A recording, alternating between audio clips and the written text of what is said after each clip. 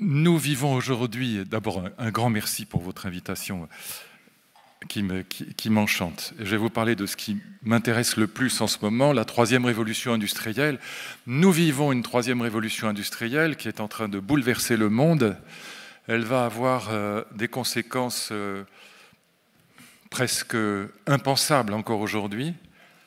Elle est en marche, elle est en route, elle est aujourd'hui installée, ancrée dans la Silicon Valley, aux États-Unis, mais aussi dans l'Est de la Chine, qui est maintenant aussi performant, sinon plus performant que les États-Unis, en Suisse et en Israël. C'est les 4 pays les plus innovants du monde. La confiance, c'est bien, mais l'innovation aussi, c'est bien, l'innovation réelle. Et malheureusement, j'essaierai de vous indiquer pourquoi, mais je ne suis pas pessimiste, mais l'Europe n'y est pas et la France n'y est pas non plus. Ce qui ne veut pas dire qu'on n'est pas des entreprises magnifiques. On a évidemment de très belles entreprises, mais la structure de l'innovation est aujourd'hui, pour l'essentiel, américaine, chinoise, israélienne et suisse, et pas présente dans le reste de l'Europe. Et c'est un problème sur lequel je voudrais attirer votre attention. Mais allons à l'essentiel. Cette troisième révolution industrielle, elle a déjà 3 retombées majeures que je vous indique parce que c'est les enjeux qui sont présents dans ces 3 retombées de cette troisième révolution industrielle. Et puis après, je vous indiquerai ce que c'est qu'une révolution industrielle. C'est un sujet, en tout cas, moi, qui me passionne. Qu'est-ce qu'une révolution industrielle? Et puis, dans un troisième temps, j'essaierai de vous indiquer ce qui constitue, du point de vue technique, du point de vue de l'innovation technique et scientifique, le cœur de cette troisième révolution industrielle, et notamment ce que c'est que l'intelligence artificielle, qui en est véritablement le moteur principal.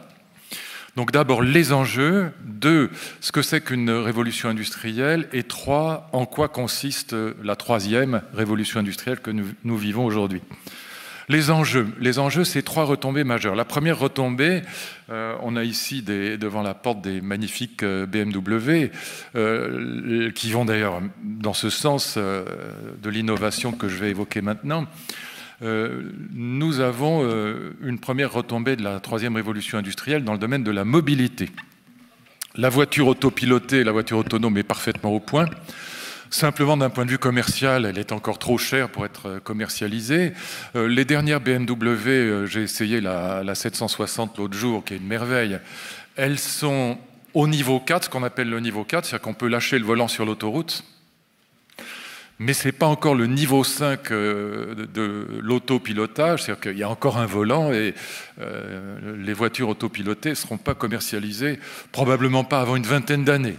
Mais il est certain que d'ici 30 ans, et les conducteurs de taxi, les conducteurs de bus, les conducteurs de camions, les conducteurs de TGV, de train auront totalement disparu. Ce qui pose d'ailleurs un problème sur lequel je reviendrai, qui est le fameux problème de la fin du travail. Est-ce que cette troisième révolution industrielle va détruire plus d'emplois qu'elle n'en recrée? C'est une grande question. Je n'y crois pas, je vous le dis tout de suite. Je pense qu'on restera dans une logique schumpeterienne, donc de destruction mais de création d'emplois. Mais beaucoup pensent que ces nouvelles technologies vont détruire des emplois plus qu'elles n'en créeront. Et un bon exemple, c'est la voiture autopilotée qui va détruire des millions d'emplois, notamment de chauffeurs de camions et de bus, mais aussi de chauffeurs de taxi, par exemple. Et vous avez vu peut-être que Uber a déjà acheté une centaine de voitures autopilotées. Elles sont parfaitement efficaces. Il y a quelques années encore, en fait, il y a 3 ans, il y a 2 ans encore, la voiture autopilotée, la voiture complètement autonome, hein, sans volant, elle avait des soucis quand on lui posait des problèmes tragiques du type tu es sur une route qui est fermée, il y a des arbres, des platanes de chaque côté de la route, tu ne peux pas t'échapper, il y a une vieille dame qui traverse, un chien qui traverse, qu'est-ce que tu écrases? Bon. Eh oui. Et grâce au progrès de la reconnaissance faciale et de l'intelligence artificielle, aujourd'hui, elle sait qu'il faut écraser la vieille dame. Non, d'accord. Et je déjeunais l'autre jour avec Yann LeCun, qui est une des personnes les plus importantes dans le monde aujourd'hui, même s'il n'est pas très connu en France. C'est le patron de l'intelligence artificielle chez Facebook. C'est pas rien. Et c'est lui le principal artisan des progrès de la reconnaissance faciale. Grâce à cette reconnaissance faciale, on peut aussi bien repérer des terroristes dans une gare à Bruxelles ou ailleurs que faire fonctionner cette voiture autopilotée. Donc cette révolution de la mobilité, elle est en marche, si je puis dire, et elle va bouleverser le monde. Et c'est un très bon exemple, encore une fois, de débat sur fin du travail ou pas fin du travail. La deuxième retombée, c'est ce qu'on appelle le transhumanisme. C'est un mouvement qui est né aux États-Unis il y a une vingtaine d'années, qui est aujourd'hui piloté essentiellement par les GAFA, mais surtout par Google, qui a investi dans le projet transhumaniste plusieurs milliards de dollars. Ce n'est pas des débutants. Quand ils investissent des milliards de dollars dans un projet, ce n'est pas pour rien. Avec des retombées économiques potentielles absolument considérables, mais aussi des questions éthiques, métaphysiques, spirituelles, extraordinairement médicales, bien sûr scientifiques, très profondes. Qu'est-ce que c'est que le projet transhumaniste? Vous savez que Google s'appelle maintenant Alphabet, puisque Google décline les filiales. Il y a notamment 3 filiales qui s'occupent du transhumanisme très directement. Il y a l'Université de la Singularité, qui a été créée en 2008 dans la Silicon Valley. Il y a une filiale qui s'appelle Calico, California Life Company, qui a été créée en 2013 avec 500 millions de dollars de dotation initiale. Et puis il y a Google Brain, qui travaille sur l'intelligence artificielle. Et le projet transhumaniste, c'est donc un projet d'augmenter l'être humain, de faire au fond, pour aller vite, pour l'être humain, ce qu'on a fait pour des grains de maïs OGM. L'idée, c'est donc de passer d'une médecine qui, depuis les Grecs, les Chinois, dans l'Antiquité, était une médecine dont le modèle était la thérapeutique. On appelait le médecin, quand on s'était cassé la figure, on était malade, il était là pour réparer, pour soigner. Modèle thérapeutique. Et il s'agit donc de passer d'une médecine thérapeutique à une médecine de l'amélioration, de l'augmentation, en anglais « enhancement », mot qui revient des millions de fois dans cette littérature transhumaniste. Et donc, il s'agit d'augmenter l'être humain, de le rendre plus fort, plus intelligent, plus beau, plus raisonnable, tout ce que vous voudrez. Il s'agit en tout cas d'augmenter l'être humain comme on augmente un maïs OGM et qu'on le rend plus résistant.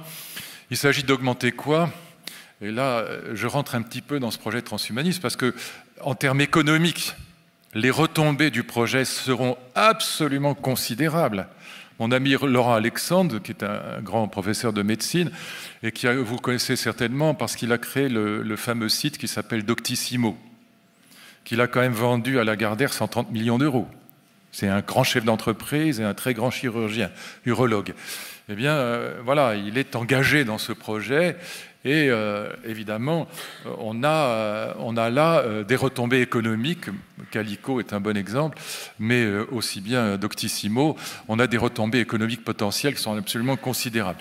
Il s'agit d'augmenter quoi, en vérité? Pas simplement la beauté, la force, l'intelligence, très bien, mais ce n'est pas l'essentiel. Le vrai projet transhumaniste, c'est d'augmenter vraiment la longévité humaine.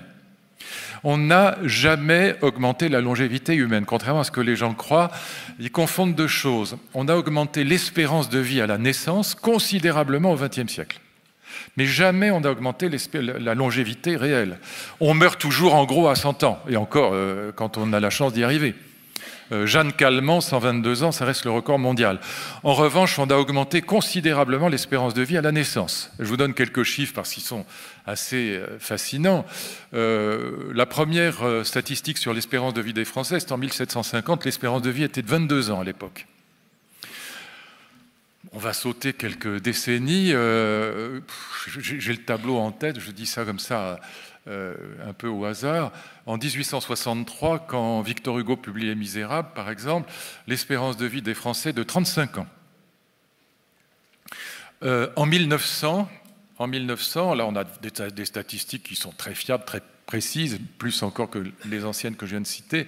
L'espérance de vie moyenne, je vous donne hommes et femmes confondus, c'est quand même pas si différent, même si les femmes vivent plus longtemps. L'espérance de vie à la naissance, en 1900, elle est de 45 ans. En 1951, par exemple, c'est la date de ma naissance, hélas, l'espérance de vie est de 62 ans. Statistiquement, je ne serais pas devant vous aujourd'hui, ce qui serait fâcheux, surtout pour moi. Et puis, aujourd'hui, elle est de 82 ans. Et le projet de California Life Company, de Calico, donc cette filiale de Google, eh bien, c'est de nous faire vivre, évidemment en bonne santé, sinon ça n'a aucun intérêt. hein, bonne santé mentale et physique, de nous faire vivre assez rapidement 140, 150 ans, et probablement plus dans les décennies qui viennent. Il est très probable que nos enfants, qu'un petit qui naît aujourd'hui, vivra 130 ou 140 ans sans grande difficulté et en bonne santé. En tout cas, le projet est là. Vous voyez, l'idée philosophique n'est pas absurde, c'est de fabriquer une humanité qui soit jeune et vieille à la fois. C'est ça l'idée. Hein, si jeunesse savait, si vieillesse pouvait. Je ne pense pas qu'on soit plus intelligent à 66 ans, ce qui était hélas mon âge, qu'à 25, mais on est beaucoup moins con, ce qui n'est pas... et dans bien des domaines. Voilà. Le cerveau fonctionne peut-être moins vite, encore que. Mais voilà, on a quand même appris des choses. D'ailleurs, si vous ne le croyez pas, ce n'est pas la peine de vieillir. À quoi ça servirait, à part pour des mauvaises raisons. Comme disait l'autre, en vieillissant, les raideurs se déplacent, mais à part ça, ça n'a guère d'intérêt. Sauf qu'on peut en profiter pour élargir l'horizon, devenir moins bête. Ou plus sage peut-être. En tout cas, l'expérience peut servir parfois à quelque chose.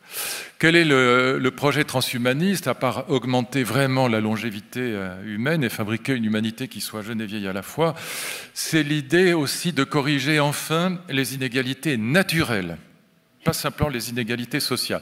Nous avons inventé de magnifiques États-providence, ils nous coûtent très cher, mais ils ont quand même des effets extrêmement positifs sur le plan social et médical en particulier. Nos États-providence sont quand même des machines formidables, sur le plan de la santé en particulier, mais on a inventé ces États-providence essentiellement pour corriger les inégalités sociales. Par exemple, quoi qu'on en dise, nos enfants vont à peu près dans les mêmes écoles, les mêmes universités, ils ont à peu près les mêmes professeurs sur tout le territoire français. C'est une belle égalisation quand même des conditions qu'a réalisé l'école. Même chose sur le plan médical, on peut aller à l'hôpital, on peut se faire soigner par des médecins quasi gratuitement à peu près partout, de la même manière dans le pays. Mais en revanche, on n'a pas corrigé les inégalités naturelles. Vous avez un enfant qui naît avec la mucoviscidose, avec une saleté quelconque, une chorée d'Huntington ou que sais-je, avec une trisomie 21, et vous avez voilà, des inégalités naturelles. L'idée, c'est que grâce notamment à une invention extraordinaire, qui est le fameux sécateur d'ADN, qui permet de couper, coller l'ADN aussi facilement qu'on coupe un mot sur un traitement de texte, l'idée, c'est de parvenir à corriger dans l'embryon les inégalités génétiques. C'est-à-dire prendre un gène abîmé pour le remplacer par un gène sain, par exemple. Et c'est ce que des équipes chinoises et américaines ont commencé à faire depuis 2015. Les équipes américaines s'y attellent cette année. Bon, je ne vais pas rentrer dans les détails. J'ai étudié la biologie du cancer pendant 3 ans, et notamment dans les thérapies du cancer, ça donne des résultats qui sont parfois absolument extraordinaires. Je n'ai pas le temps de développer ça, ce serait trop long, mais disons qu'on rentre dans une problématique qui est celle du transhumanisme et qui consiste à corriger, encore une fois, pas simplement les inégalités sociales et économiques, mais aussi les inégalités naturelles grâce au progrès justement des biotechnologies, et notamment de la biochirurgie, rendue possible par cette découverte qui est très récente, puisque ce fameux sécateur d'ADN, ce CRISPR-Cas9, il a un nom barbare, mais il a été inventé par une jeune Française, Emmanuelle Charpentier, et une jeune Américaine avec elle, Jennifer Doudna, seulement en 2012. Vous voyez, c'est très très récent, et ça ouvre des possibilités donc aux transhumanistes qui sont absolument considérables. Donc je ne développe pas ça davantage, mais c'est un point très important parce qu'on va aller vers une augmentation de l'être humain, vers une amélioration de l'être humain, vers une hybridation aussi homme-machine. On a déjà, il y a une firme allemande qui, pour vous donner un exemple assez fascinant lui aussi, une firme allemande qui fabrique des petites puces électroniques qu'on peut greffer derrière la rétine de personnes qui sont devenues aveugles à cause d'une maladie qui s'appelle la rétinite pigmentaire. Et ça leur redonne une vue, certes grossière, mais suffisante pour prendre un papier sur une table ou pour voir arriver une voiture. Ou par exemple, il y a une dame anglaise qui a été opérée avec cette petite puce électronique et qui dit que pour la première fois de sa vie, elle avait vu le sourire de ses filles, qu'elle n'avait jamais vu, parce qu'elle était complètement aveugle. Imaginez maintenant que cette petite puce électronique progresse et qu'elle nous donne, à ceux qui le souhaiteraient, une vue d'aigle capable de voir un mulot à 3 km. Moi, je vais vous dire, je ne vais pas me précipiter à l'hôpital pour me faire greffer la chose parce que je me fiche complètement de voir un mulot à 3 km. Mais imaginez ce qu'en font les armées. Bien sûr que l'armée, la Corée du Nord ou la Chine, immédiatement, équiperont de cette puce électronique, et c'est ça l'homme augmenté, équiperont des régiments entiers de snipers, de marins, d'aviateurs, et si la Chine le fait, les États-Unis le feront, et la Russie, et l'Inde, et Israël, et puis l'Europe. Voyez, et si une famille le fait, le voisin le fera. Et donc, vous voyez, c'est comme ça qu'on risque, je dirais, sans l'avoir voulu, sans y avoir réfléchi, d'aller vers l'augmentation de l'être humain. Et c'est ça le projet transhumaniste qui aujourd'hui même nous échappe assez largement. Et c'est un vrai problème, c'est le problème de la régulation qui est posé. Mais vous voyez, quand on réfléchit à la régulation éthique, politique, économique, peu importe, il faut toujours réfléchir au fait qu'on est dans la mondialisation. Donc si nous interdisons quelque chose en France, par exemple, qu'on interdise telle ou telle augmentation de l'être humain, telle manipulation génétique, comme on les appelait autrefois, ça ne changera rien à ce que la Chine fait, ou la Corée, ou l'Irak, ou l'Afghanistan, qui n'a rien à faire du comité d'éthique français. Donc vous voyez, quand on réfléchit à la régulation, il faut réfléchir en termes mondialisés, ce qui rend évidemment le problème beaucoup plus compliqué. Et puis la troisième retombée, et c'est les enjeux, encore une fois, que j'essaye de vous indiquer en évoquant ces retombées de la troisième révolution industrielle, la troisième retombée, c'est tout simplement ce qu'on appelle l'économie collaborative, qui en vérité n'est pas du tout collaborative, elle est hyper conflictuelle. Et le vrai modèle de l'économie collaborative, plus que Uber, beaucoup plus que Uber, c'est Airbnb. Moi, je les connais bien. Airbnb, c'est donc ces chambres de particuliers qui sont mises sur le marché. C'est donc une marchandisation du monde, à coup sûr. Airbnb, c'est vraiment le modèle de l'économie collaborative. Qu'est-ce que c'est que l'économie collaborative ? En fait, encore une fois, qui ne l'est pas du tout collaboratif. D'ailleurs, vous voyez, les hôteliers râlent à juste titre contre les Airbnb, les taxis râlent, protestent contre Uber, et ils disent, voilà, par exemple, les hôteliers, nous avons des normes handicap, des normes incendie, on a des salariés, on a des murs à entretenir. Vous, les particuliers, vous n'avez pas ces règlements qui pèsent sur vous, c'est de la concurrence déloyale. Bon, c'est vrai. Et puis les Airbnb, les particuliers, il y a 66 000 chambres Airbnb à Paris. 2,5 millions de nuitées cette année. Baisse évidemment de consommation pour les hôteliers considérable. Mais les Airbnb disent, mais foutez-nous la paix. Nous nous organisons entre particuliers, laissez-nous tranquilles. Déjà, on ne gagne pas beaucoup d'argent, il y a la crise. Et en plus, Airbnb, c'est vrai que vous arrivez à Bogota, à Mexico, à New York, c'est interdit maintenant, mais à Los Angeles ou dans n'importe quelle ville, et pour beaucoup moins cher qu'un hôtel, vous trouvez un 2 pièces, un 3 pièces, avec un accueil éventuellement sympathique, ça rend des grands services. Donc les particuliers disent, fichez-nous la paix. Voyez. Et là, vous avez des conflits qui sont d'autant plus difficiles à résoudre, c'est pour ça que je dis que l'économie collaborative n'est pas du tout collaborative, que les deux ont raison. Il n'y a pas des bons et des méchants. Ils ont tous les deux raison. Même chose pour Uber et les taxis. Je vous disais, Airbnb, c'est le vrai modèle de l'économie dite collaborative. Pourquoi ? Parce que qu'est-ce qui va caractériser l'uberisation du monde ? L'expression a été inventée en français par Maurice Lévy. L'uberisation du monde, qu'est-ce qui va la caractériser ? Et ça vous concerne tous ici. Ce qui va caractériser, et moi moins que vous, parce que j'ai peu de risque d'être uberisé dans mon métier, mais presque vous tous, ça peut vous arriver, dans pratiquement tous les domaines de l'économie et du commerce. Eh bien, qu'est-ce qui va caractériser l'économie dite collaborative ? C'est le fait que des non-professionnels peuvent, grâce à l'intelligence artificielle, concurrencer des professionnels. En clair, chez Airbnb, il y a 0 hôtelier, pas de restaurateur. C'est uniquement des gamins qui, avec une application, avec l'Internet des objets et l'intelligence artificielle, donc une application sur votre smartphone, concurrencent des professionnels de la profession qu'ils prennent évidemment très mal. Vous voyez ? Et c'est ça qui va caractériser cette économie nouvelle, c'est le fait que des non-professionnels peuvent concurrencer à peu près n'importe quel professionnel. Des notaires, des avocats, des chirurgiens, des cancérologues peuvent être concurrencés par l'intelligence artificielle dans le quart d'heure. Pour lire une radio en dermatologie, repérer un carcinome ou un mélanome, l'intelligence artificielle est plus performante que n'importe quel médecin au monde. Et par conséquent, vous avez des sites, justement, Doctissimo ou autres, qui peuvent se permettre, grâce à ces nouvelles technologies, de concurrencer des bacs plus 25, pas simplement la petite caissière du G20, pas simplement des métiers répétitifs, mais aussi des métiers de bac plus 20, bac plus 25, des experts comptables, des notaires, de l'analyse financière, analyse de la jurisprudence. Tout ça peut être fait par l'intelligence artificielle et ça autorise évidemment l'ubérisation du monde, c'est-à-dire la possibilité pour des non-professionnels de concurrencer à peu près n'importe quel professionnel. Donc demandez-vous qu'est-ce qui peut vous ubériser.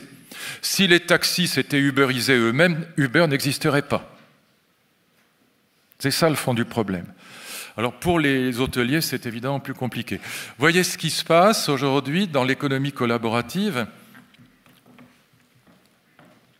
Contrairement à ce que dit cet imposteur de Rifkin, qui annonce ânerie sur ânerie, imposture sur imposture, il annonce la fin du capitalisme, la fin du profit, la fin de la propriété privée, le monde de l'usage, tout ça est une pure blague. C'est exactement l'inverse. Ce que nous sommes en train de vivre, c'est un super capitalisme, parfaitement schumpeterien, destruction créatrice à fond la caisse, avec marchandisation du monde. Quand je mets ma chambre sur le marché grâce à Airbnb, je marchandise un actif privé. Avant, quand j'invitais quelqu'un à la maison, je ne le faisais pas payer. Donc, marchandisation du monde, profits colossaux, capitalisation en bourse d'Airbnb, 30 milliards de dollars. Le groupe Accor, dans lequel Sarkozy vient de rentrer, c'est 11 milliards. Airbnb, ils n'ont pas une cuvette de lavabo, ils n'ont pas un mur, ils n'ont pas un salarié. Vous voyez, c'est ça, l'ubérisation du monde. Et ça peut atteindre n'importe qui. Donc c'est exactement le contraire de ce qu'annonce Rifkin. Profits colossaux, dérégulation, capitalisme extrêmement sauvage. Moi, je suis assez pour, mais je suis aussi pour la régulation. Je pense que, par exemple, entre les taxis et les Uber, entre les hôteliers et Airbnb, il faut trouver un compromis. Et puis, c'est dumping social. Vous allez chez McDo. J'ai des enfants, donc ça m'arrive assez souvent. Vous allez chez McDo, ou vous allez à Orly ou à Charles de Gaulle, ou vous allez à l'aéroport, à Blagnac ou ailleurs, vous tapez vous-même votre carte d'embarquement, vous tapez vous-même votre menu. Sur ce travail que vous faites, avant c'est un salarié qui le faisait. Le chef d'entreprise, l'entreprise ne paye pas de charges sociales. Donc c'est un formidable dumping social aussi qui est en train de se mettre en place. Encore une fois, moi je suis plutôt un libéral et donc favorable à cette économie dite collaborative, mais elle pose énormément de problèmes, elle est terriblement conflictuelle et d'autant plus difficile encore une fois à réglementer ou à réguler qu'on a affaire à des conflits non pas entre des bons et des méchants, mais entre des gens qui ont également raison. C'est pour ça que c'est plus compliqué. Alors, l'attitude des politiques consiste généralement à mettre la mèche, le pied sur la mèche qui brûle le plus. On va plutôt faire plaisir aux taxis qu'aux Uber parce que les taxis sont plus virulents, plus violents et plus remuants que les Uber, que les malheureux chauffeurs indépendants de Uber. Mais la vérité, c'est que supprimer Uber, ce serait pénaliser le consommateur. Ça rend d'immenses services. Je vais vous dire, moi j'ai 3 filles. J'en ai 2 qui sont encore à la maison, petites, 16-17 ans. Ces petites choses, ça sort la nuit. Ça revient parfois à 2h, 3h du matin, parce que toute la classe, on ne va pas les clouer à la maison. J'aime 1000 fois mieux, pardon s'il y a des taxis dans la salle, mais je dis ce que je crois être la vérité, j'aime 1000 fois mieux qu'elle rentre à 2h du matin dans un Uber plutôt que dans un taxi. Pourquoi? Elle rentre dans un Uber, comme ça m'est arrivé cette nuit, ça fait ding dans mon oreille à 2h du matin. Même si ça me réveille, au moins je sais où elle est. La carte s'affiche immédiatement, j'ai le trajet, j'ai le numéro de téléphone du gars, j'ai l'immatriculation de sa voiture et je sais à 10 mètres près exactement par où il passe. Et quand elle s'arrête, la voiture s'arrête en bas de la maison, si elle n'est pas rentrée au bout d'un quart d'heure, c'est qu'elle est en train de fumer un pétard et j'ouvre la fenêtre et je pousse un cri. Voilà. Et donc tout ça m'est très utile. Jamais le taxi me rendra service. Sauf s'il devient Uber. Mais si c'était Uberisé, ce que fait maintenant la G7, encore une fois, Uber n'existerait pas. Donc réfléchissez chez vous, qu'est-ce qui peut vous ubériser? Et pratiquement, sinon tous les métiers, toutes les tâches, en tout cas toutes les tâches répétitives sont ubérisables. Quasiment sans exception, y compris, encore une fois, dans des métiers très sophistiqués, experts comptables, notaires, etc. Médecins, c'est important. Deuxième élément que je voudrais indiquer, je ne voudrais pas parler trop longtemps, et pour moi c'est une question absolument cruciale, et je vais vous dire très sincèrement, si on n'a pas cette problématique en tête, on ne comprend rien à ce qui se passe aujourd'hui, à ce qui va se passer dans les 10 ans, 15 ans qui viennent. Et ce qui m'inquiète beaucoup, c'est que nos politiques et nos intellectuels sont dramatiquement nuls sur ces sujets. Y compris, l'équipe actuelle, qui n'est pas tellement plus brillante sur les nouvelles technologies et sur l'intelligence artificielle. On est au niveau du Zimbabwe. Donc il faut être clair. J'ai rien contre le Zimbabwe, mais c'est quand même pas un modèle de développement technologique et scientifique grandiose. Et donc on n'est pas mieux. Macron ou pas Macron, ça n'y change rien pour l'instant. L'investissement dans l'IA est nul. IA, c'est l'intelligence artificielle. Pardon, je vais dire l'IA parce que ça va gagner du temps. Qu'est-ce que c'est qu'une révolution industrielle? Pour qu'il y ait révolution industrielle, c'est un grand débat chez les économistes. Moi, j'ai beaucoup réfléchi. J'ai fait un séminaire avec nos plus grands économistes sur ces sujets pendant 2 ans. Et je suis vraiment intéressé. Je vous donne juste le résultat. Vous en faites ce que vous voulez. Mais je pense que c'est vraiment la bonne clé de lecture de l'époque et de l'avenir qui se profile dès maintenant. Pour qu'il y ait révolution, pour qu'on puisse vraiment parler d'une révolution industrielle et pas simplement d'une innovation, comme Macron dit, le Code du travail, c'est très bien, parce que sa réforme. Enfin, parler de révolution est grotesque, c'est pas une révolution. On est quelque part entre Hollande et Juppé, c'est pas bouleversifiant. Bon. Et donc, pour qu'on puisse vraiment parler de révolution industrielle, il faut qu'il y ait 3 éléments qui sont inséparables. 1, il faut qu'on découvre une nouvelle source d'énergie formidable. 2, genre moteur explosion, électricité, machine à vapeur, etc. Je vais y revenir. 2, il faut que cette nouvelle source d'énergie industriellement répandue dans la société autorise 2 modes de communication. Gardez bien ça en tête, sinon on ne comprend rien à ce qui se passe. Communication virtuelle, c'est-à-dire communication des idées, communication des bits plutôt que des atomes, donc communication des idées, des images, des textes. Et puis, de l'autre côté, communication réelle, physique, c'est-à-dire communication, transport, si vous voulez, des marchandises et des personnes. Donc, il faut, 3e élément, que cette source d'énergie nouvelle qui autorise ces 2 modes de communication, communication physique matérielle, communication idéale immatérielle, engendre automatiquement un bouleversement, une réorganisation complète de l'économie. C'est ça une révolution. On en est loin. Sauf avec la 3e révolution industrielle, mais qui vient d'ailleurs, hélas. Elle n'est pas européenne, encore une fois. Elle est américano-chinoise pour l'essentiel. Donc, on a vécu 3 révolutions industrielles. Et je voudrais que vous compreniez bien un point extrêmement important. Une révolution industrielle, c'est épais dans le temps. Pourquoi? En gros, ça dure 100 ans. Pourquoi? Parce qu'il y a un moment de destruction des modes de vie, des objets de consommation et des emplois anciens. La voiture, elle va détruire les diligences. L'ampoule électrique, elle va détruire les bougies, etc. Et comme disait Schumpeter, c'est rarement les fabricants de bougies qui deviennent des fabricants d'ampoules électriques. Donc il y a un moment de destruction qui est très douloureux. Donc destruction, encore une fois, des modes de vie, des modes de consommation, des objets de consommation et des emplois. C'est énorme, une révolution. Et puis il y a un moment de recréation extraordinaire.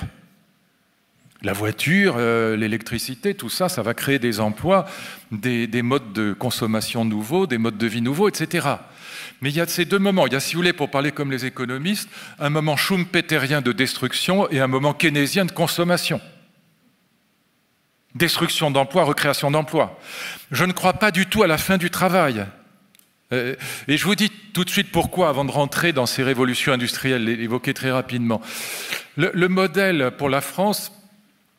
Le modèle pour la France de ce qui se passe aujourd'hui, c'est le modèle de ce qui se passe avec Airbnb, les hôteliers, avec les taxis et Uber. Le modèle de cette destruction massive d'emplois et de recréation d'emplois, c'est pour nous, Français, la révolte des canuts, si ça vous dit quelque chose, à l'époque où il y avait encore des cours d'histoire et que Najat n'avait pas fait le ménage. 1831, à Lyon. Les canuts sont des ouvriers tisserands. Moi, j'ai dirigé le département de sciences politiques de l'Université de Lyon, de l'IEP de Lyon pendant des années. Quand on va à Lyon, c'est partout présent encore cette histoire. Révolte des canuts. Les canuts sont des ouvriers tisserands. On les appelait les canuts. Pourquoi? Parce qu'ils tissaient avec des grosses aiguilles en bois qu'on appelait des cannes.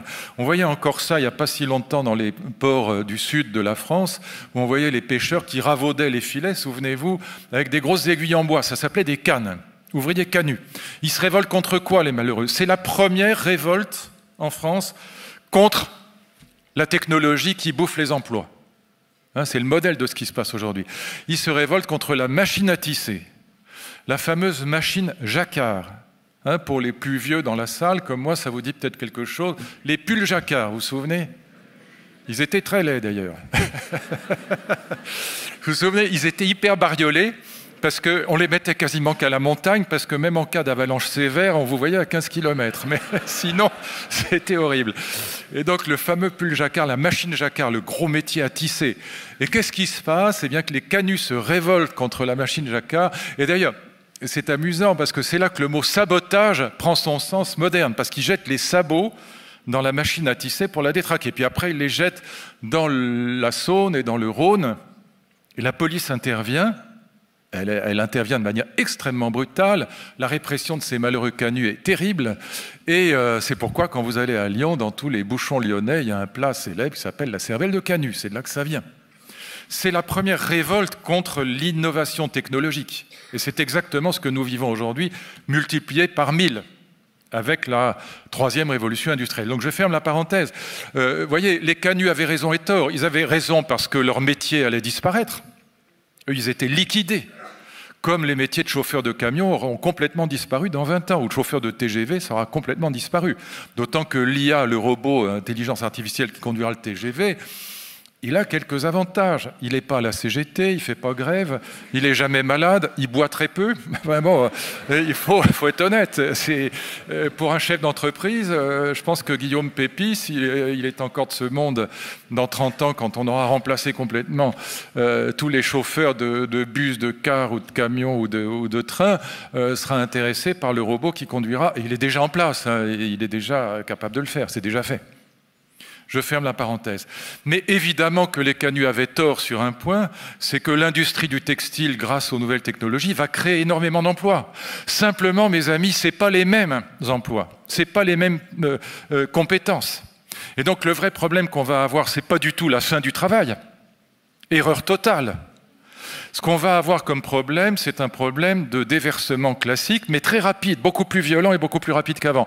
Autrement dit, on va avoir un problème de transition entre des métiers anciens qui vont être détruits par l'intelligence artificielle et la robotique, et des métiers nouveaux qui vont être créés, mais qui demanderont des compétences qui seront très différentes. Prenons un exemple très réel, Amazon. Il y a 3000 librairies en France. Je prétends que dans 10 ans, il en restera 300. Et encore. Et celles qui resteront, ce sont celles qui auront innové et qui se seront ubérisées elles-mêmes, si je puis dire. Et qui auront mis un salon de thé, un cinéma, qui continueront d'inviter Jean d'Ormesson, qui sera toujours de ce monde puisqu'on l'aime tous. Mais, à moins que je l'ai remplacé, enfin bon, on ne sait jamais. Mais il me raconte, j'adore Jean d'Ormesson, comme tout le monde. Et il me racontait l'autre jour une anecdote qui m'arrive maintenant. Il me disait, avant, quand j'étais jeune, les jeunes filles venaient dédicacer, et puis c'était pour elles. Et puis il me disait, maintenant, quand elles viennent dédicacer, elles disent, ah, on vous aime tous, c'est pour ma grand-mère. Et donc, et maintenant, ça m'arrive aussi. Mais bon, c'est la vie. Et on n'est pas encore dans le transhumanisme, et je le regrette. Je ferme la parenthèse bête, mais évidemment, ils avaient tort en ce sens que l'industrie textile va recréer des emplois. De la même manière, Amazon va détruire le réseau des libraires, ce qui est triste. Mais Amazon crée énormément d'emplois. Il y avait à la une des Échos, il y a quelques semaines, un article sur les emplois créés par Amazon. Amazon crée beaucoup plus d'emplois qu'il n'en détruit. Simplement, ce n'est pas les mêmes. Soyons clairs, aucun libraire n'ira travailler chez Amazon. C'est ça le problème. Et donc on aura un énorme problème de formation professionnelle permanente, qui, comme vous le savez, est le grand scandale français, puisque sur les 31 ou 32 milliards, la formation permanente, il y en a 5 ou 6 qui vont vers les chômeurs et le reste vers ceux qui ont un emploi. La proportion devrait être rapidement l'inverse. Et donc on aura un problème de transition entre un monde détruit et un monde créé. Mais on n'aura pas de fin du travail. Et du reste, si on installait le RUB, ce serait la pire saloperie qu'on puisse inventer sur le plan intellectuel et moral. Vous imaginez un monde de revenus universels dans lequel il y aura en gros 30% d'actifs qui rouleront en BMW pour garder le contact avec nos amis, ou en Ferrari ou en Porsche ou en Jaguar, et puis 70% qui seront considérés par les riches actifs comme des parasites, qui vivront avec quoi, mes amis? Avec 800 € par mois. Ça vaut quoi? 1100 €. C'est-à-dire même pas le prix d'un iPhone. Et vous aurez donc 70% de la population qui sombrera dans l'alcoolisme et le ressentiment, et 20 ou 30% qui considérera qu'ils en ont assez de payer pour les parasites. Ce serait l'horreur absolue. Panem et circenses, disait déjà Juvénal à propos de Rome. Ce serait le pain et les jeux. Ce serait l'horreur. Et en plus, qui repose sur un diagnostic faux, qui est le diagnostic de la fin du travail. C'est pas vrai. On va pas vivre la fin du travail. Il y aura toujours du travail. Et je vous donne un exemple qui est très frappant, mais qui est absolument évident. Dès qu'il y a un besoin qui apparaît, il y a des emplois derrière. Le terrorisme a créé dans le monde des millions d'emplois. Quand j'étais gamin, à Orly, il n'y avait pas de portique de sécurité, il n'y avait personne pour vous emmerder à ouvrir votre valise. Aujourd'hui, c'est une obligation, ils font leur travail, je ne leur en veux pas. Mais ça a créé des millions d'emplois dans le monde. Ceux qui fabriquent les portiques, les outils, les petits trucs qu'on vous passe pour voir si vous avez de la ferraille sur vous. Enfin, tout ça n'existait pas, tout ça est entièrement artificiel. Ce qui caractérise l'humain, c'est que c'est un être artificiel. On ne se contente pas de satisfaire les besoins naturels, on a besoin de 1000 choses en plus. Et c'est sans fin. Nous sommes des êtres d'artifice et nous sommes des êtres de perfectibilité infinie. Et par conséquent, il n'y aura jamais de fin du travail. Mais en revanche, il y aura en effet des déversements très très douloureux. Donc je vous disais, il y a 3 éléments: source d'énergie, 2 modes de communication, bouleversement de l'économie. Je vous donne très rapidement les 3 grandes révolutions industrielles. C'est fascinant. Et encore une fois, il faut les avoir en tête pour comprendre ce qui se passe aujourd'hui. Je vais aller très vite. Mais gardez bien ça en tête, le schéma au moins. On pourrait, sur ce que je vais évoquer en moins de 5 minutes, écrire un livre de plus de 1000 pages ou faire un séminaire de plusieurs années à la Sorbonne. Mais je vais vous le faire en 5 minutes pour vous donner juste l'idée, le fil conducteur, parce que c'est, à mon avis, génial. Première révolution industrielle, la première révolution industrielle, on est en 1769 et James Watt invente, non pas, comme on le dit bêtement parfois, la machine à vapeur, mais il invente une formidable machine à vapeur. Les machines à vapeur existaient déjà, mais il invente une chambre de condensation qui rend cette machine à vapeur extraordinairement puissante. Cette machine à vapeur, elle va être couplée très rapidement, c'est le Times qui va le faire pour la première fois en Angleterre, avec la machine à imprimer de Gutenberg. Machine à vapeur plus machine à imprimer. Qu'est-ce que ça vous donne? Ça vous donne les rotatives, c'est-à-dire l'impression industrielle. Et vous voyez apparaître les 2 modes de communication sur la base de cette nouvelle énergie. Mode de communication des idées, c'est la grande presse, c'est-à-dire, mes amis, tout simplement la naissance de la démocratie, de la res publica, de la République. Je n'aime pas la presse, pour être franc, mais je la lis tous les jours. Et sans espace public de discussion, il n'y a pas de démocratie, il n'y a pas de République. C'est la naissance de la démocratie grâce à ces rotatives, grâce à la machine à vapeur. Vous voyez? Impression industrielle. Et c'est la naissance de l'éducation nationale. Sans manuel scolaire, sans livre à bon marché, pas d'instruction publique. Vous voyez? Et puis en même temps, je vous disais, ça c'est le transport des idées. Et de l'autre côté, vous avez le transport des marchandises et des personnes, c'est évidemment l'invention du chemin de fer. 3e niveau, c'est la naissance des usines. C'est pas rien. Naissance de l'usine, des unités de production centralisées, c'est la naissance du prolétariat, de la classe ouvrière, et c'est l'urbanisation de l'Europe. Vous voyez, c'est ça une révolution industrielle. C'est considérable. J'évoque ça très vite, mais vous voyez, c'est toute la naissance du monde moderne, de la classe ouvrière, de l'urbanisation, des grandes villes. Enfin, c'est colossal.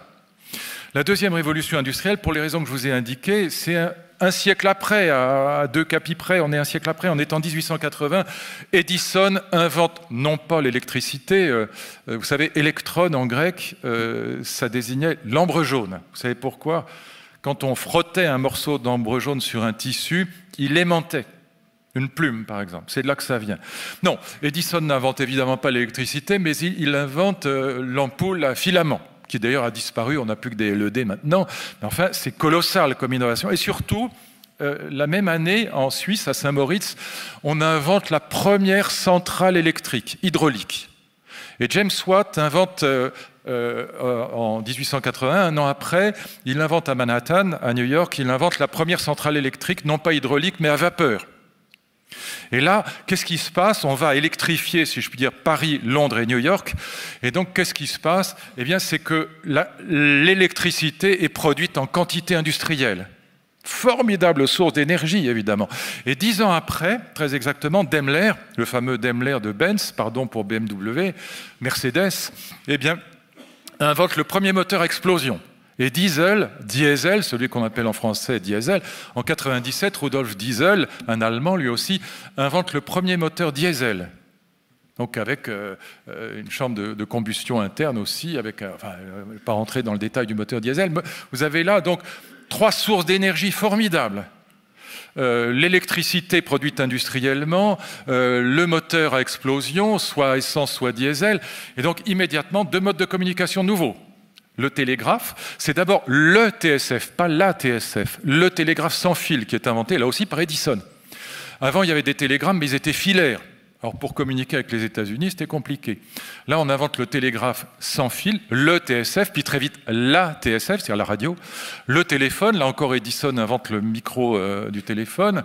Il a breveté, je crois, il a fait plus de 5000 brevets. C'est un grand barjot, inventeur, un peu paranoïaque, mais assez génial. Et puis on va inventer, bien sûr, après le téléphone, je disais la radio, la télévision, le téléx. Et puis de l'autre côté, dans le transport, non pas des idées, mais quand je dis des idées, ça peut être des idées d'Émile. Hein, je ne fais pas l'apologie de la télévision. Je veux dire par là le transport du virtuel. Hein. Puis de l'autre côté, ça peut être Hanouna. Il faut pas. Et puis de l'autre côté, vous avez le transport des personnes qui va proliférer et augmenter considérablement, puisqu'on va passer du train à vapeur au train électrique, qui va beaucoup plus vite. Et puis camion, voiture, avion à hélice. 3e niveau de la 2e révolution industrielle. Hein, eh bien, vous avez la naissance des multinationales. Le capitalisme devient international. Sans téléphone, sans téléx et sans avion, pas de multinationales. Vous voyez comment ça fonctionne? 3e révolution industrielle, je viens à la nôtre. Elle est géniale. On est en 1990 et un Britannique qui s'appelle Tim Berners-Lee, un lord anglais avec un Belge qui s'appelle Robert Cailliot, en partie au CERN, avec le CERN, invente le web. Alors ne confondez pas, comme beaucoup de gens le font, ne confondez pas l'Internet et le web. Le web est une application de l'Internet. L'Internet existait déjà, le web est une application de l'Internet, comme entourage, comme votre système de courrier, par exemple. Et donc le web, qu'est-ce que c'est que le web? C'est juste une idée géniale. Et ce qui va caractériser la 3e révolution industrielle, là aussi Rifkin se trompe de A jusqu'à Z, c'est pas du tout les énergies vertes, c'est pas les nouvelles énergies, c'est rien. Le photovoltaïque, l'éolien, l'hydroélectricité, tout ça, c'est que dalle. C'est pas 1% de la production mondiale. C'est rien encore. Non, c'est pas ça. La nouvelle énergie, c'est l'intelligence, c'est le virtuel, c'est le digital. C'est ça la nouvelle énergie. L'intelligence, c'est le pétrole de la 3e révolution industrielle. Qu'est-ce que c'est que le web? Le web, c'est juste une idée géniale. Avant le web, chaque pays, chaque individu, à la limite, chaque entreprise avait son code de communication. On n'était pratiquement que dans l'intranet, en vérité. Le web, ça consiste à désiloter le net, c'est-à-dire à casser tous les langages particuliers pour créer un langage commun de telle sorte que pour la première fois dans son histoire, c'est ça la 3e révolution industrielle, l'humanité est entièrement connectée avec elle-même. Je peux communiquer avec ma fille qui habite à Lima à n'importe quelle heure du jour et de la nuit. N'importe qui peut communiquer avec n'importe qui à n'importe quelle heure du jour et de la nuit. C'est ça, la mondialisation de la communication absolument extraordinaire que permet cette révolution du web. Avec là aussi, on va retrouver les 2 modes de communication. Il y a l'Internet des idées, si je puis dire, l'Internet virtuel. Pour nous, pour l'essentiel, c'est Google. À 98% en France, en Europe, c'est grâce à Google qu'on communique. Il y a des équivalents de Google, mais on ne connaît même pas leur nom. Et puis, alors, qui nous promettent une protection de la vie privée, etc., qui essayent de concurrencer Google, mais personne n'y a. À quoi on peut ajouter les réseaux sociaux, Facebook et les autres. Donc, pour l'essentiel, c'est la communication des idées. Encore une fois, quand je dis des idées, je parle du virtuel. Les textes, les images, les films, les musiques. Et puis de l'autre côté, vous avez la communication physique, c'est-à-dire l'Internet des objets. C'est ça la révolution industrielle. L'Internet des objets, mes amis, c'est 15 milliards d'objets connectés dans le monde. 15 milliards aujourd'hui, on estime qu'il y en aura 300 milliards à la fin de la prochaine décennie. Il y en aura partout, dans vos chaussures, dans votre chien, dans votre chat, dans vos enfants, dans le parquet, dans les murs, dans le plafond. C'est ça qui permettra à la Google Car de fonctionner parfaitement, d'être interconnectée avec les autres voitures. Ce qui veut dire, entre parenthèses, que grâce à cette interconnexion des objets connectés entre eux, Par exemple, pour la voiture autopilotée, plus d'alcoolisme au volant en Bretagne, enfin ou ailleurs. Non, mais c'est une vraie révolution là pour le coup. C'est pas Macron. Hein. Là, ça a vraiment changé les choses. Bon. Et ou dans le Var, ou Vaudreuil, à Paris. Enfin, soyons pas sectaires. Ça veut dire aussi plus d'accidents de voiture. Catastrophe pour les assureurs. C'est pour ça qu'Henri de Castres a fait cette année un séminaire auquel j'ai participé d'ailleurs sur la voiture du futur, parce que en gros, 90% des revenus des assureurs, c'est les accidents de voiture. Il n'y en aura plus. Plus de limitation de vitesse, plus de panneaux stop, tout ça, plus de signaux. Voilà. Tout ça, c'est le monde des objets connectés. Alors, ce qui m'exaspère, c'est que souvent, les conférenciers, quand ils parlent de l'Internet des objets, c'est-à-dire des objets connectés, prennent l'exemple du frigidaire connecté. C'est-à-dire le frigidaire qui sait tout seul qu'il il vous manque du jus d'orange ou du beurre, il va le commander au G20. Je me fous du frigidaire connecté, c'est pas ça. Ça va être quelque chose d'extraordinaire dans la lutte contre le cancer, dans l'un des problèmes majeurs de l'État-providence, la grande dépendance. On va pouvoir garder les personnes très dépendantes chez elles. Pas simplement avec des caméras de surveillance, mais avec des capteurs absolument formidables. Ça existe déjà, qui permettent de savoir quand un grand vieillard cardiaque, une semaine avant, se prépare à faire une crise cardiaque. Bon, tout ça va changer le monde. C'est tout le système de la distribution, ce qu'on appelle les supply chains en bon français, les chaînes de distribution, les containers des bateaux, tout ça, des camions, tout le système de la mobilité camion va changer. Donc grâce à cet Internet des objets, la lutte contre la criminalité, contre le terrorisme, tout ça va bouleverser le monde. C'est pas le frigidaire connecté. Encore une fois, on s'en tape du frigidaire connecté. Il nous empêche juste d'aller faire les courses, ce qui n'est même pas forcément un bienfait. Et donc, d'ailleurs, Amazon l'a compris, puisqu'ils installent des supermarchés partout dans le monde. Et ils voient bien que les gens ont aussi besoin de voir ce qu'ils achètent, ne serait-ce que pour après acheter sur le net. Je ferme la parenthèse. Mais on a là donc une véritable révolution. Vous avez les 3 niveaux. Donc, nouvelle énergie, c'est le web, c'est l'intelligence, c'est le digital. Le mode de communication intellectuelle, Google et les réseaux sociaux, et physique, mais aussi bien Skype, WhatsApp, etc. Physique, c'est donc l'Internet des objets. Et 3e niveau, c'est la naissance de l'économie dite collaborative, économie donc, qui permet à des non-professionnels de concurrencer des professionnels dans le quart d'heure, simplement, avec une application sur l'Internet des objets, qui traite le big data dans la seconde. Uber, c'est ça. Airbnb, c'est ça, etc. Blablacar et les autres. 3e et dernier point que je voulais évoquer, je serai très bref avant de conclure. Qu'est-ce qu'il y a au cœur de la 3e révolution industrielle? Et pourquoi ça nous vient des États-Unis, de la Chine, et puis d'Israël et de la Suisse en partie? La 3e révolution industrielle, il faut que vous sachiez ça, sinon, encore une fois, on ne comprend rien. Il faut avoir au moins l'idée. Et vous savez, c'est compliqué, parce que moi je vous dis très franchement, c'est pas du tout pour faire l'intéressant, mais pour écrire mon livre, j'ai mis 4 ans. Et j'ai vraiment travaillé. Puis avant, j'avais fait 3 ans de biologie, quand même à un haut niveau. Et évidemment, on ne peut pas demander à nos politiques de perdre autant de temps, en vérité, dans leur optique à eux, qui est uniquement la communication. On en a un exemple aujourd'hui. On a quelqu'un qui est en train de surpasser Sarkozy en communication, ce qui est quand même très très fort. Bon. Mais le problème, c'est qu'il n'y a pas que ça dans la vie, il y a aussi le réel. Bon. Et donc, je referme la parenthèse. Mais c'est vrai que c'est un vrai souci. C'est très compliqué ce qui se passe aujourd'hui. Pour comprendre ce qui se passe, il faut vraiment travailler. Or, nos politiques sont nuls en économie et en sciences. Je ne parle pas de l'histoire ou de la philo, ne rêvons pas, mais même, et c'est un vrai problème, ils sont bons que en communication, et ce n'est pas suffisant. Je ferme la parenthèse, mais c'est un vrai problème. Et ce n'est pas par démagogie que je le dis, je les connais bien. Je les ai vus de près, je vous garantis que c'est vrai. Ils sont nuls en sciences et nuls en économie. Alors Macron peut-être un peu moins que les autres pour l'économie, parce qu'il a quand même été dans l'entreprise, même si la banque est une entreprise un peu particulière, mais quand même, ce n'est pas le niveau qui convient pour comprendre ce qui se passe vraiment aujourd'hui. Il y a 8 innovations géniales. Chacune peut épuiser une vie entière de chercheurs. Il y a les fameuses NBIC. On ne parle que de ça aux États-Unis depuis 20 ans. Il y a aussi des grands rapports européens, en anglais d'ailleurs, sur les NBIC. Nanotechnologie, biotechnologie, informatique. Informatique, c'est le traitement du big data et l'Internet des objets pour l'essentiel. Et puis, ce qu'on appelle le cognitivisme, c'est un faux ami anglais, c'est l'intelligence artificielle.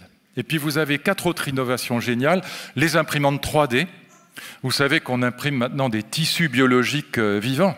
On imprimera, je parlais là l'autre jour avec le patron de la plus grande boîte d'imprimantes 3D bio en Europe, qui me disait que dans 20 ans, on imprimera des cœurs et des foies. C'est fascinant ce qu'on fait aujourd'hui. On imprime de la peau, on a imprimé une oreille entière. Alors, un type s'était fait bouffer son oreille par un chien. On lui a remplacé l'oreille grâce à une imprimante 3D. Le cartilage, on sait faire déjà, mais on va imprimer 1000 choses. On a imprimé des maisons, on peut imprimer des carrosseries de voitures, on peut imprimer à peu près tout ce qu'on veut. Et donc on a les imprimantes 3D, l'hybridation homme-machine qui va très vite. Je parlais tout à l'heure de la petite puce pour la rétinite pigmentaire, mais il y a beaucoup d'autres exemples. Les implants cérébraux, vous avez vu qu'on a réussi à redonner la mobilité. On voit un tétraplégique qui était totalement légume. Il ne pouvait pas bouger un ongle, qui prend un café, qui boit tranquillement un café avec les implants cérébraux. Et donc on a toutes sortes... Évidemment, le cœur de professeur Charpentier finira par fonctionner. On a donc deuxième innovation de ces 4 dernières, l'hybridation homme-machine. On a évidemment la robotique. Allez voir les robots de la filiale de Google qui s'appelle Boston Dynamics. Ils sont hallucinants. Ils sont absolument fascinants. Ils sont capables de faire des choses. Ils courent dans la forêt beaucoup mieux que moi. Et donc, oui, toujours le même problème. Et puis, vous avez évidemment, en dernier, vous avez, mais je laisse ça de côté parce qu'on reviendrait trop à la biologie, tout le travail sur les cellules souches, qui est absolument... Le prix Nobel de médecine, en 2012, Yamanaka a découvert que, contrairement à ce qu'on pensait jusqu'en 2012, nous avons tous, mes amis, y compris les centenaires, nous avons tous des cellules souches sous la peau, ça s'appelle des fibroblastes. Et ces cellules souches, elles sont, comme disent les biologistes, totipotentes, ce qui veut dire en clair qu'elles, comme les cellules embryonnaires, elles ne se sont pas encore divisées, elles peuvent tout fabriquer. Vous les mettez dans le cœur, elles fabriquent du cœur. C'est pour ça qu'on a fait des patchs de cœur pour les cardiaques, à Nice notamment, avec des cellules souches. Nous, avant, on pensait qu'il fallait aller dans le cordon ombilical ou dans l'embryon pour avoir des cellules souches. Pas du tout. Nous avons tous sous la peau des cellules souches qui sont très performantes. Médecine réparatrice. Voilà.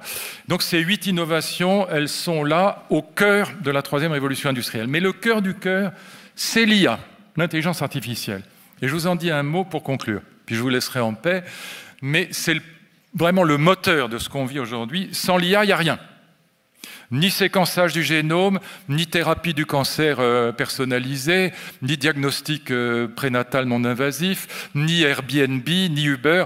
L'IA, l'intelligence artificielle, c'est ce qui traite le big data, sur les capteurs, sur l'Internet des objets.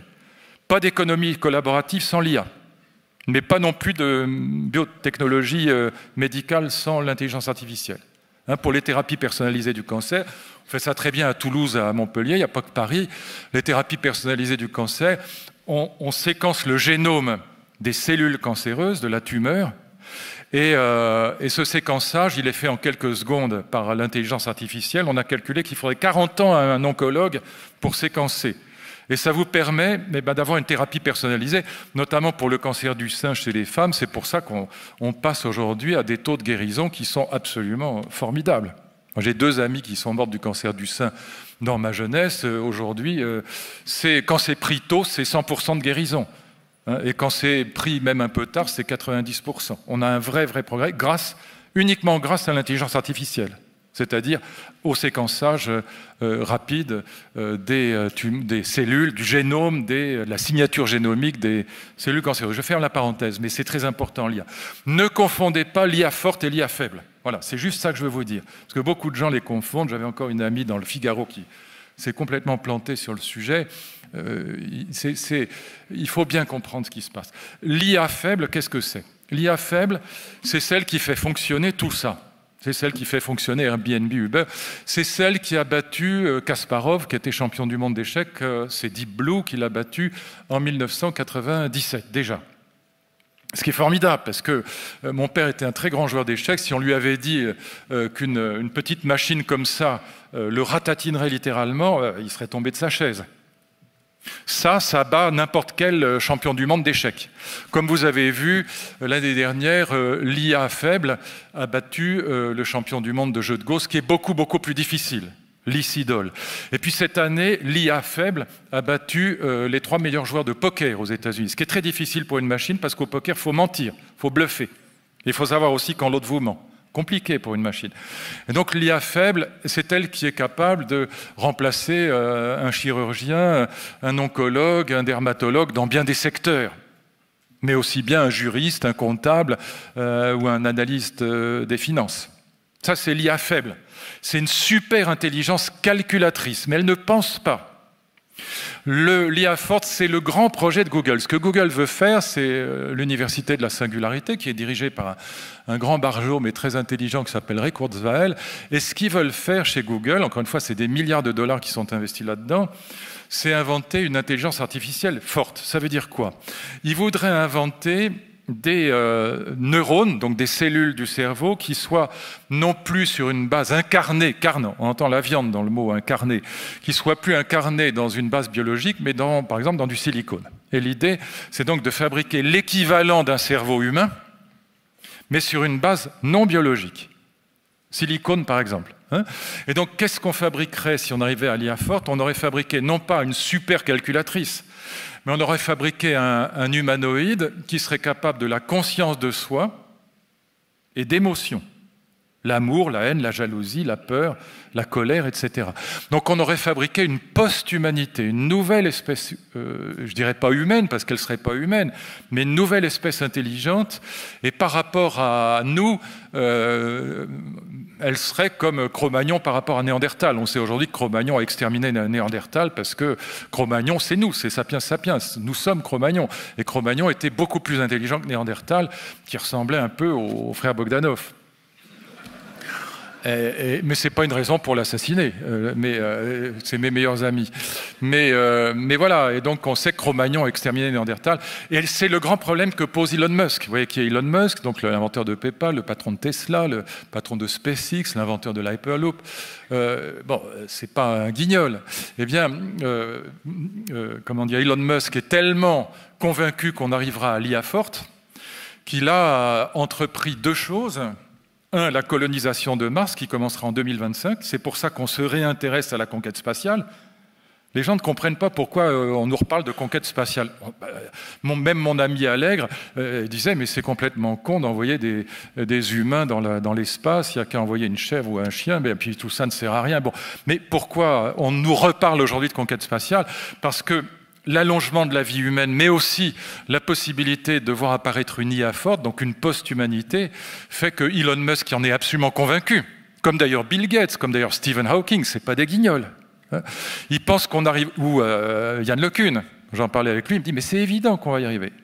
La vérité, c'est que personne n'en sait rien. Mais imaginons qu'on arrive à une IA forte, on aurait fabriqué une post-humanité par rapport à laquelle nous serions comme des animaux domestiques. On serait les chiens ou les chats de cette post-humanité. Parce que cette post-humanité, elle serait 1 milliard de fois plus intelligente que nous. En plus, elle serait connectée à tous les réseaux. Donc elle aurait l'IA faible plus la forte.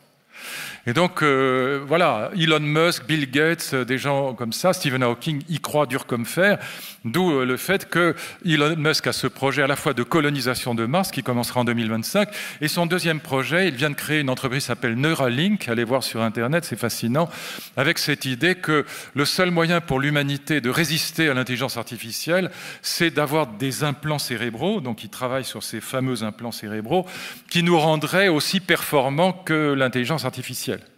Il dit que sinon, on sera domestiqué, comme dans la planète des singes, par des humanoïdes plus intelligents que nous. Et donc, encore une fois, à partir du moment où des gens comme Elon Musk, comme Bill Gates, comme Stephen Hawking, comme Yann LeCun ou comme Laurent Alexandre y croient dur comme fer, et qu'ils investissent des milliards de dollars dedans, il faut quand même se demander s'ils n'ont pas raison. Allez voir sur Internet, en 2015, Stephen Hawking, Bill Gates et Elon Musk ont signé ensemble une pétition contre les retombées militaires de l'IA forte et même de la super IA faible. Ils ont signé avec 1000 chercheurs les plus importants du monde entier. Et ce n'est pas des clowns. Et ce n'est pas Finkielkraut, Onfray et Régis Debray, ce n'est pas des fanatiques de la Troisième République. Ce sont les acteurs de cette révolution. C'est pour ça qu'il faut... Mais j'ai l'air de blaguer, mais ce n'est pas une blague. Macron a raison là-dessus. Nos intellectuels sont dans la Troisième République. Bon, c'est pas, ça n'empêche pas d'être intelligent, mais ça ne permet pas de penser ce qui se passe aujourd'hui. Hegel disait la philosophie, c'est son temps saisi dans la pensée. Il avait raison. Et on ne peut pas saisir l'époque si on est dans la Troisième République, c'est pas vrai. Et dans la nostalgie du bon vieux temps, c'est pas possible. Et donc oui, on a là un problème énorme, c'est que si on arrive à l'IA forte, on aura créé une post-humanité, nous deviendrons obsolètes. Voilà. Alors, encore une fois, on n'y est pas. Personne n'est capable de dire si on y arrivera ou pas. J'ai des amis biologistes qui me disent non, c'est pas possible, le cerveau humain est trop compliqué, on ne pourra jamais l'imiter. D'autres, alors je vous donne simplement le raisonnement de ceux qui y croient, ils sont matérialistes philosophiquement. Ça veut dire quoi? Je vais m'arrêter là, rassurez-vous, mais ils sont matérialistes, ça veut dire qu'ils pensent que nous sommes déjà des machines. C'est ça les matérialistes. Ils ne sont pas comme les chrétiens à penser qu'il y a d'un côté l'âme qui va s'envoler vers le ciel quand on sera mort et que le corps sera pourri. Il n'y a pas d'un côté l'âme et de l'autre le corps. Il n'y a pas d'un côté la pensée, puis de l'autre côté le cerveau. Ils sont monistes. Ça ne fait qu'un. Et ils ont un argument très bête mais très fort. Ils disent, si je vous détruis le cerveau, vous verrez, vous penserez beaucoup moins bien. Ce qui est assez vrai finalement. Et donc, argument bête, matérialiste, mais difficile à contredire. Vous voyez? Et donc, ils pensent évidemment que du coup, créer un cerveau artificiel n'est qu'une question de temps et de complexité, donc une question résoluble. Le mot n'est pas beau, mais il est français. C'est une question qu'on pourra résoudre. Vous voyez? Et donc, c'est qu'une question de temps. Si ce n'est pas dans 50 ans, ce sera dans 100 ans, ou dans 150 ans, ou dans 200 ans. Qui peut dire à quoi ressemblera la biologie dans 300 ans? Ce qui est rien à l'échelle de l'histoire humaine. Voilà. Et donc ils disent qu'il faut s'y préparer dès maintenant, et c'est le grand thème d'Elon Musk en disant voilà, colonisation des planètes, et puis recherche sur les implants cérébraux pour qu'on ne devienne pas les chats et les chiens d'une post-humanité. Ça mérite en tout cas réflexion. Je ferme la parenthèse là-dessus. Ce qui est clair, c'est que l'IA faible est déjà extraordinairement forte, qu'elle peut remplacer quasiment tous les métiers humains. Là, je montrais tout à l'heure à nos amis, à trois de nos amis, le Rembrandt qui a été peint par, là vous pouvez rien voir, c'est sur mon iPhone, mais qui a été peint, qui a été créé par l'intelligence artificielle. Il est sublime, il est parfait, il est magnifique. Et donc, ce n'est pas une copie, c'est un Rembrandt original, si je puis dire, mais un faux complet. Il est parfait jusqu'à les petites craquelures de la peinture ancienne, tout y est. Les yeux, les couleurs, les formes des visages, les vêtements, tout est absolument parfait. Et c'est créé uniquement par une machine. Alors évidemment, il fallait que Rembrandt existât pour que la machine soit capable de synthétiser tout ça. Mais quand même, l'IA faible, elle est capable de faire ça, elle est là. Elle pourrait écrire la 10e symphonie de Beethoven et serait pas forcément plus mauvais que la 2e, par exemple. Vous voyez, qui n'est pas la meilleure. Mais quand même, voilà. Et donc, elle est là, et donc il faut en tenir compte. Et le vrai problème, ce n'est pas la fin du travail ou le RUB qui serait une catastrophe. Et le vrai problème, je terminerai avec ça. J'aurai juste une conclusion après. Le vrai problème, il est le suivant. Comment équiper nos enfants pour qu'ils soient complémentaires de l'intelligence artificielle et pas victimes de l'intelligence artificielle? Qu'est-ce qu'il faut comme formation? Qu'est-ce qu'il faut leur donner? Attendu que la vraie question est la suivante, qu'est-ce qui nous restera? C'est là qu'il faut investir. Qu'est-ce que la machine ne saura pas faire? Par exemple, en médecine, les spécialistes seront plus en difficulté que les généralistes. Plus il y aura de robots dans les hôpitaux, plus on aura besoin d'infirmières. Et donc tous les métiers humains deviendront extrêmement importants, tous les métiers de service et de relations humaines. Et pour l'instant encore, le robot, il est capable de faire fonctionner Airbnb ou Uber, il n'est pas capable de casser un œuf sans faire une saloperie. Voilà, il ne peut pas remplacer un cuisinier. Dans 30 ans, il pourra le faire, mais pour l'instant, il ne peut pas. Mais il faut préparer ça. Dans 20 ans, il n'y aura plus un chauffeur de camion aux États-Unis, c'est 3 millions d'emplois. Il est temps d'y réfléchir, c'est ça les vrais problèmes. Alors qu'on réforme un peu joliment le code du travail, c'est très bien, mais on est à des années-lumière de faire ce qu'il faut. C'est-à-dire qu'encore une fois, il faudrait investir massivement dans l'intelligence artificielle. Comme je vous disais tout à l'heure, j'ai rien contre le Zimbabwe, mais je voulais dire par là qu'on va être une colonie des États-Unis et de la Chine. Qui, encore une fois, n'oubliez pas que les BATX sont plus puissants maintenant ou aussi puissants que les GAFA. Baidu, Alibaba, Tencent et Xiaomi, l'équivalent chinois des GAFA, on n'en parle jamais, mais ils sont encore plus performants en IA que les GAFA, que la Silicon Valley. Donc on va être bouffé littéralement. Et donc nous, on fait des petites réformettes, on est encore à se demander si on doit travailler le dimanche ou pas. Très bien, c'est gentil, mais je ne pense pas que ça empêche de dormir les Chinois. Et je ne vous parle pas de la Corée. Donc tout ça, on est à des années-lumière. Je conclue avec juste une idée, et je ne veux pas embêter les catholiques dans la salle, ne le prenez pas mal. Moi, j'ai écrit un livre avec le ministre de la Culture du Pape, avec le cardinal Ravasi. Je ne suis pas croyant, mais j'ai le plus grand respect pour la religion chrétienne. Ce n'est pas le problème. Mais je termine avec ça. Pourquoi l'innovation, la structure de l'innovation, elle est américaine, chinoise, israélienne et suisse? C'est-à-dire, dans l'affaire, 0 pays catholique. Que des protestants, des juifs ou des confucéens dans les spiritualités. Eh bien, dans l'Occident, il y a 4 spiritualités, il n'y en a pas 50, il n'y en a pas 5, il n'y en a pas 3, il y en a 4 qui ont fait l'Occident. Il y a Athènes et Jérusalem. Il y a d'abord les Grecs et les Juifs. Les Grecs, Athènes, inventent la philosophie, le rationalisme et la démocratie. C'est pas si mal. Elle n'est pas parfaite, leur démocratie, leur philosophie non plus à mes yeux, mais ils mettent ça en route. Les Juifs inventent 2 choses extraordinaires, le monothéisme, et ils inventent l'histoire sans fin, l'histoire qui n'est pas cyclique. Chez les Grecs, l'histoire est cyclique, comme la nature, le cycle des saisons, le jour et la nuit. Athènes et Jérusalem, c'est les 2 piliers. Jérusalem se scinde, accouche, si je puis dire, assez rapidement d'un avatar qui est le christianisme. Jésus est évidemment un rabbin. Il n'y a que les catholiques pour ne pas insister sur le fait que Jésus est un rabbin. C'est le rabbin de Nazareth. C'est un juif entre les juifs, et c'est un rabbin qui s'oppose aux sadducéens, aux pharisiens, peut-être même aux esséniens, mais en tout cas, c'est d'abord et avant tout un juif, un rabbin parmi les rabbins. Et qu'est-ce que Jésus invente? Il invente, c'est surtout saint Paul, cette religion chrétienne qui elle-même va se scinder en 2, très exactement en 1517, avec les placards de Luther, entre catholiques et protestants, avec la Réforme. Sur ces 4 spiritualités, vous en avez 3 qui sont favorables à l'argent, à la réussite sociale et à l'innovation. Pour les protestants, pour les grecs et pour les juifs, écoutez bien ça parce que c'est vrai. Et le prenez pas mal, vous, les cathos de choc avec les bougies. C'est pas méchant, c'est factuel.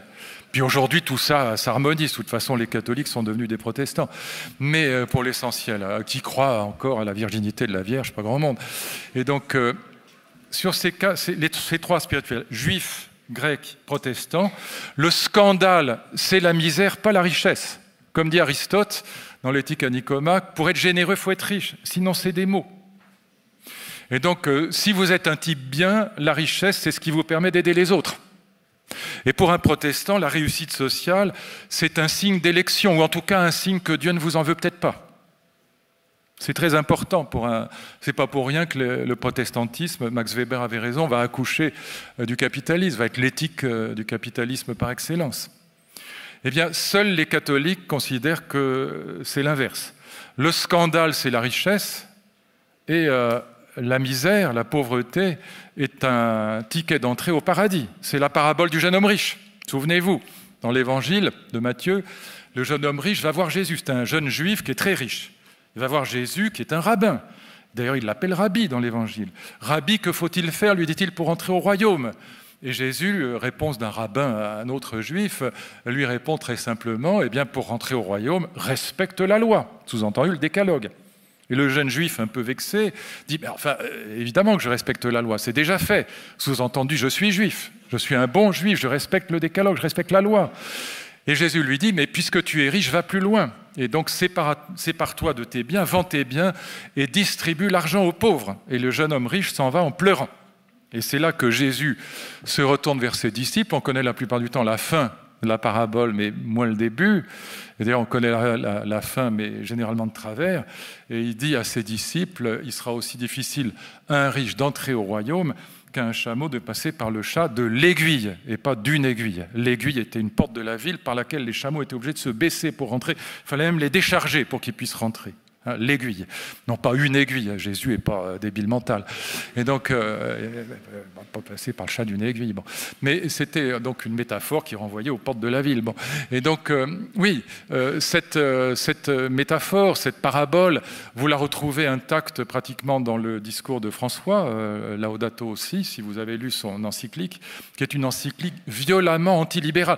François, moi, mais extrêmement sympathique, c'est un homme qui a l'air charmant, puis un type type qui dit à ses cardinaux arrêtez de faire des têtes d'enterrement peut pas être entièrement mauvais. Mais son encyclique, c'est du Noël ma mère rectifié Hulot, c'est l'horreur. Bon. Et donc, voilà, à la fois écologiste, antilibéral, contre l'argent, enfin tout ce qu'on aime, quoi. Et donc, ici surtout. Et donc, voilà, je pense que c'est un type formidable, mais il ne faudrait pas qu'il se mêle d'économie, ce n'est pas son sujet. Voilà, et donc je pense que cette dimension spirituelle explique très largement notre retard, à nous, à la vieille Europe. Encore une fois, on a des entreprises formidables, on a des innovations, des start-up, on a même des licornes, mais la structure scientifique et technique de l'innovation, elle est entièrement extra-européenne, à l'exception de la Suisse, mais qui est un pays protestant et qui n'est pas dans l'Union européenne. Merci de votre attention. Merci. Merci Luc Ferry. Je vous invite à prendre place. Merci pour lui. On nous avait dit que ça allait être passionnant. Ça l'a été, donc vous pouvez boire, vous reposer. Et j'invite Pierre-Marie Anquier à vous rejoindre sur scène. On va prolonger ces échanges, en tout cas dans la droite ligne des sujets que vous avez soulevés avec nous. Et pour les prolonger, j'appelle les 4 partenaires de la soirée. Grégory Corbière, directeur général de BMW Mini Pelleras. Sous vos applaudissements, s'il vous plaît.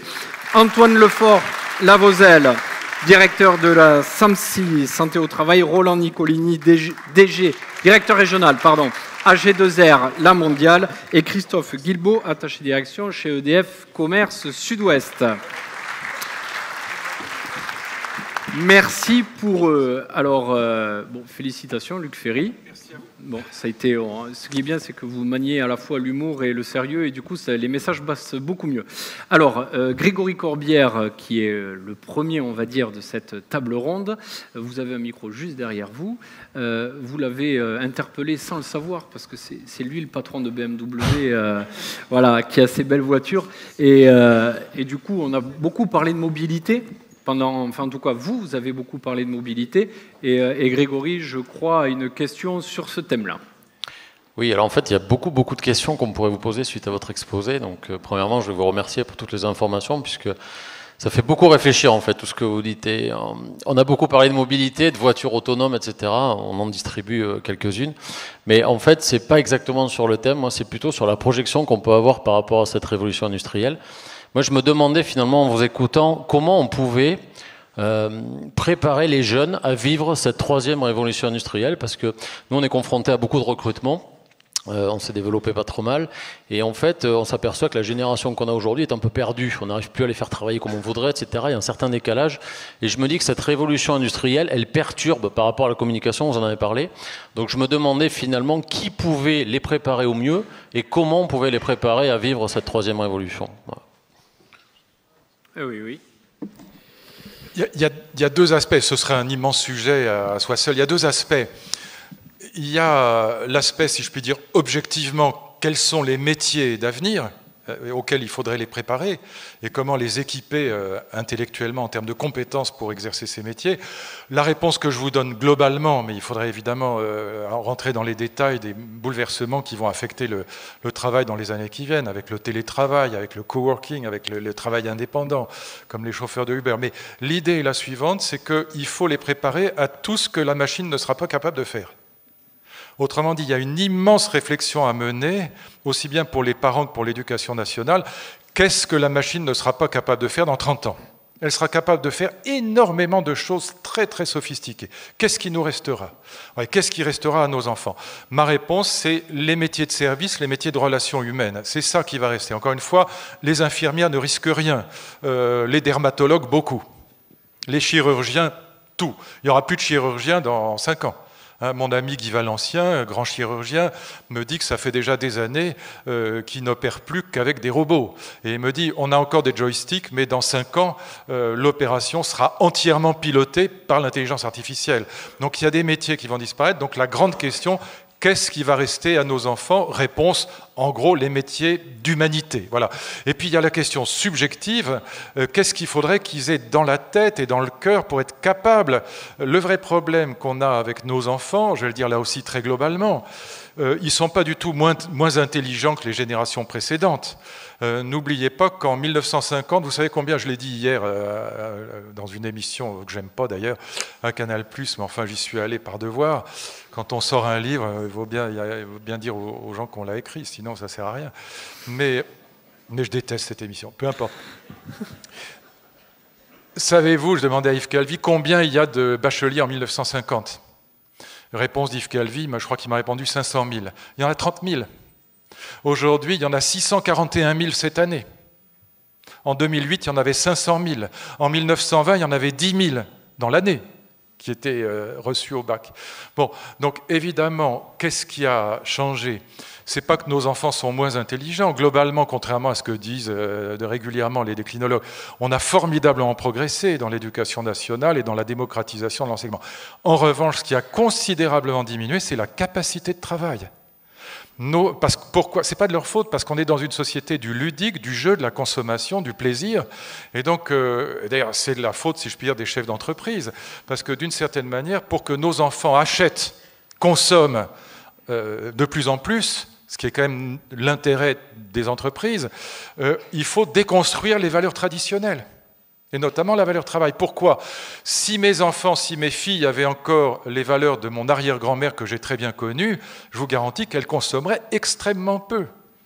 Mon arrière-grand-mère, dans un supermarché, elle aurait considéré que c'était obscène et inutile, et que toutes ces choses étaient dégoûtantes. Bon.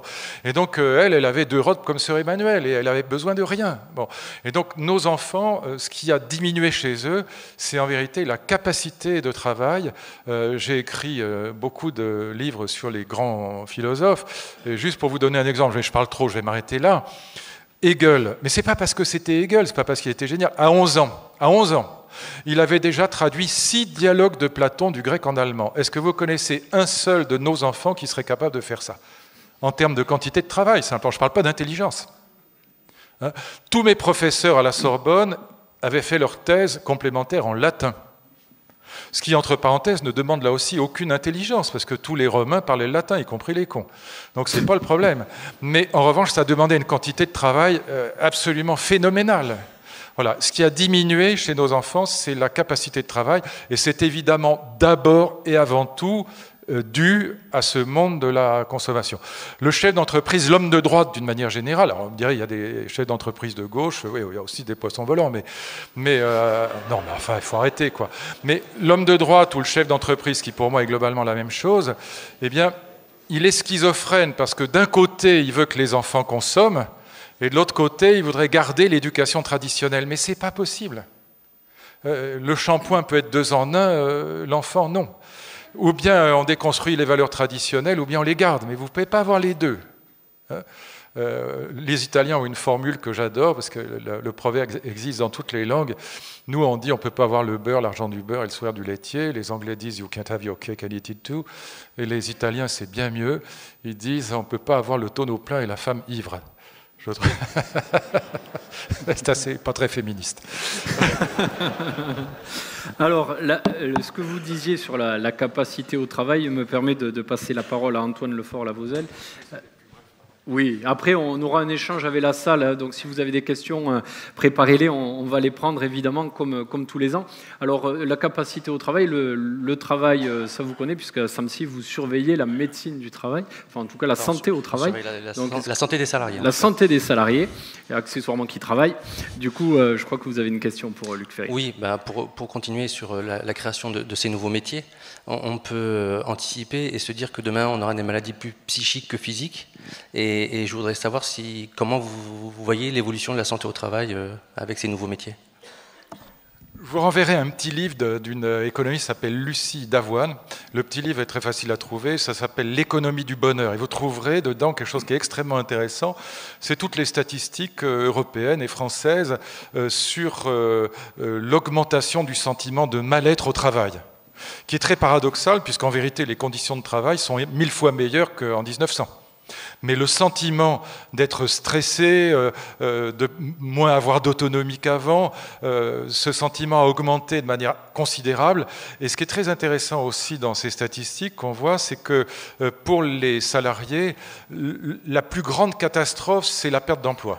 C'est pire que le veuvage. C'est très intéressant de voir, ça en dit long d'ailleurs aussi sur le mariage, le veuvage, les schémas sont intéressants, c'est comme le symbole de la racine carrée. Quand une femme en particulier perd son mari, il y a une chute, elle est triste. Bon. Mais moins de 2 ans après, le sentiment de bonheur est remonté beaucoup plus haut qu'avant. Voyez. Et oui, c'est quand même... le tube de dentifrice qui se roule et qui se tord pas le matin, tout ça, je pense à un film avec Jean-Pierre Mariel, un film célèbre, ça fait beaucoup de dégâts. C'est-à-dire que les femmes épousent un prince charmant et elles se retrouvent avec un mari, ce qui n'est pas exactement la même chose. Bon, remarquez, la réciproque doit être vraie aussi.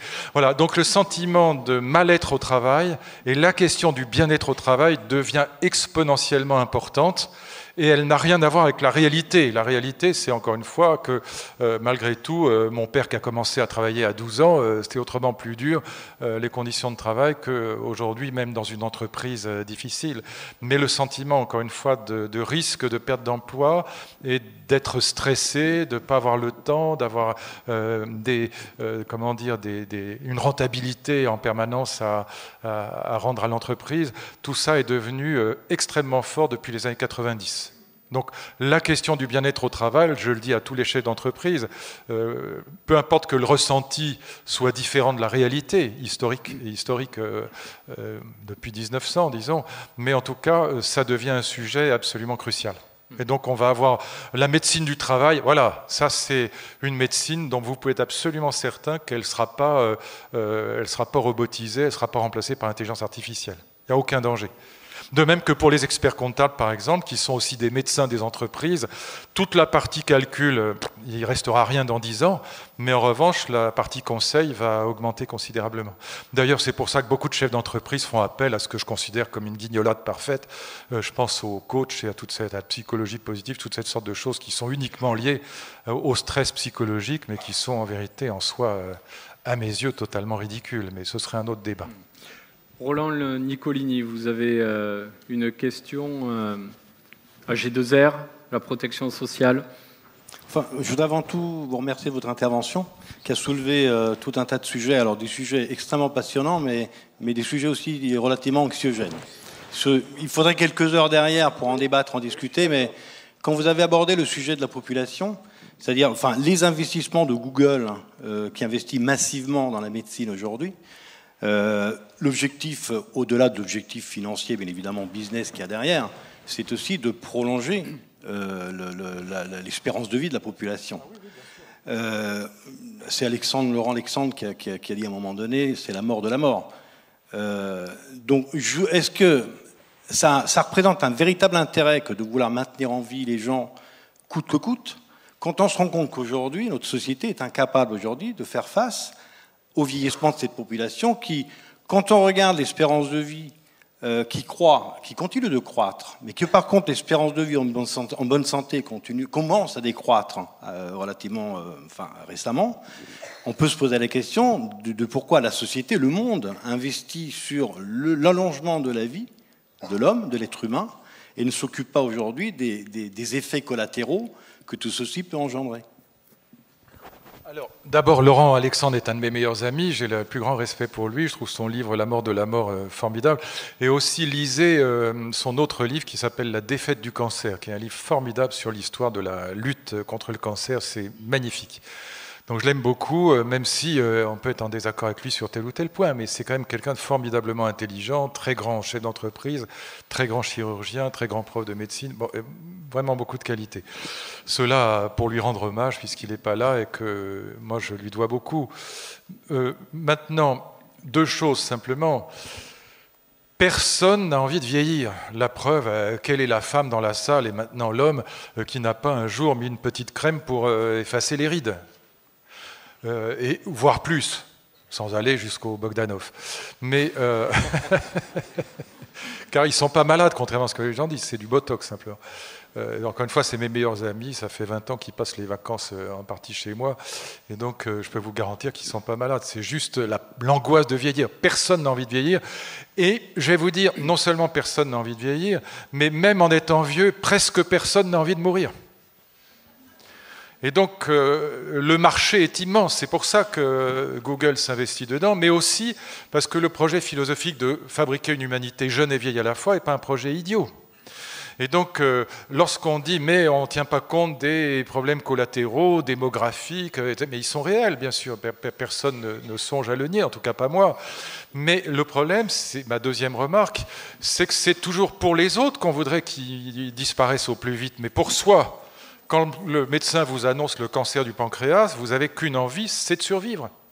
Et donc, on se dit, ce serait bien s'il y avait moins de monde sur Terre, mais pas ses amis, pas soi, pas sa famille, pas ses enfants. Bon. Et donc, comme tout le monde raisonne de la même manière, la vérité, c'est que globalement, sauf les suicidaires et quelques vieux sages confucéens ou taoïstes, personne n'a envie ni de vieillir ni de mourir. Donc, potentiellement, le marché est immense, donc ça ne s'arrêtera pas. C'est pas vrai. Le jour où on découvrira, si jamais on y arrivait, imaginez, une manipulation génétique, y compris génomique, c'est-à-dire dans l'embryon, qui permette d'éradiquer la chorée d'Huntington ou la mucoviscidose ou tel cancer, mais tout le monde ira. Et ceux qui n'iraient pas pour des raisons religieuses verraient leurs enfants qui choperaient la maladie se révolter contre eux. Voyez, donc on n'arrêtera pas ce processus-là. D'où d'ailleurs voilà, le projet d'Elon Musk de coloniser les planètes, Mars, ou déjà les déserts, et puis voilà, d'essayer de faire en sorte que cette humanité qui va vivre beaucoup plus longtemps puisse survivre dans des conditions paisibles, ce qui n'est pas du tout certain. Voilà. Mais personne, encore une fois, réfléchissez bien à ça. Quand on pose la question aux gens, est-ce que vous voudriez vivre 150 ans? Ils répondent à 90% non. Mais parce qu'ils pensent à l'arrière-grand-père qui était gâte et qui emmerdait tout le monde, à raconter sa guerre de 14 ou l'équivalent de 70. Et donc, voilà. Mais si on vous dit, est-ce que vous voudriez vivre 150 ans en très bonne santé physique et intellectuelle, qui dira non? Il y a tellement de femmes à aimer, ou éventuellement d'hommes, tellement de livres à lire, de langues à apprendre, de voyages à faire. On meurt beaucoup trop tôt. On meurt juste quand on commence à être moins bête. Alors Luc Ferry, tout à l'heure, vous nous avez rappelé à juste titre souvent à la source d'une révolution industrielle, il y avait une énergie. Je crois que Christophe Guibaud, qui représente EDF Entreprises, bien placé pour parler d'énergie, a une question sur ce sujet. Quel talent de transition. Oui, alors la question est la suivante. La troisième révolution industrielle va impacter fortement l'activité un peu régalienne de distribution de l'électricité. Aujourd'hui, on parle d'autoproduction, d'autoconsommation, de réseaux smart à l'échelle d'un quartier, d'une commune. Mais in fine, est-ce que ça va conduire à une sorte de frugalité énergétique ou à l'inverse, parce que finalement le coût baisse, il y a plus de valeur, et ça c'est un des phénomènes de l'ubérisation, la valeur baisse, y compris que la marge d'ailleurs aussi, enfin c'est un autre sujet. Non, je pense que je vous le disais tout à l'heure très rapidement, je pense que les EDF a des beaux jours devant elle. Pourquoi? Parce que les énergies vertes, c'est que dalle. Et ce sera 4% de la production mondiale d'énergie dans 20 ans. Donc la géothermie, même les hydrates de méthane, tout ça, l'éolien, tout ça, le photovoltaïque, tout ça, c'est quasiment rien.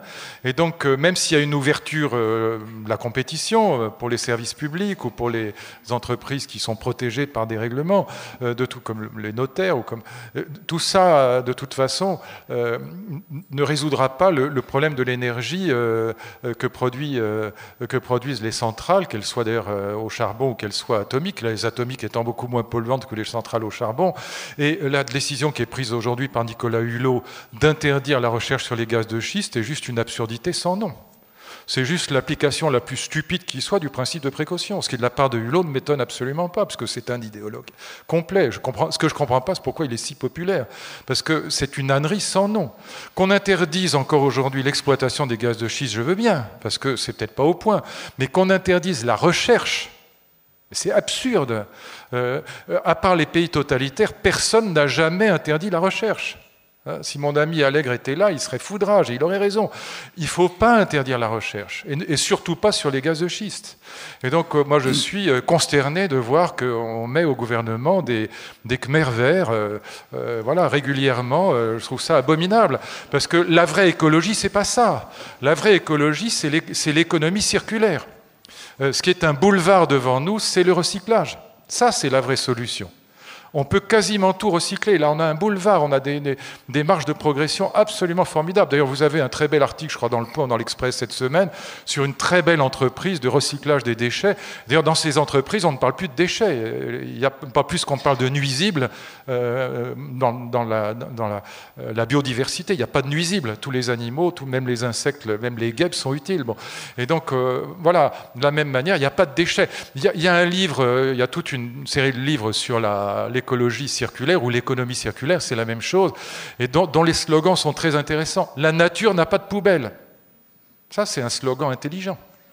From cradle to cradle, du berceau au berceau, au lieu d'aller du berceau au tombeau. Tout est recyclable. Et donc ça, c'est l'avenir. Mais cette idée d'interdire la recherche, c'est l'obscurantisme noir, ou vert, si vous préférez, le plus détestable qui soit. Alors là, je sais bien qu'avoir Hulot dans son gouvernement, ça fait chicos, mais c'est une catastrophe, en vérité. Alors cela dit, vous savez, les engagements que les politiques prennent pour l'année 2040, je pense que le 1er janvier 41, on va tous se réveiller pour voir si Hulot a tenu ses promesses. Très bien. Merci beaucoup. Alors, il est temps de passer aux échanges avec la salle. Alors, si vous avez une question, vous vous signalez, vous levez la main, on vous passe un micro. Oui, alors il y a Monsieur Abessera, que je reconnais malgré le projecteur, au bord voilà, de l'escalier.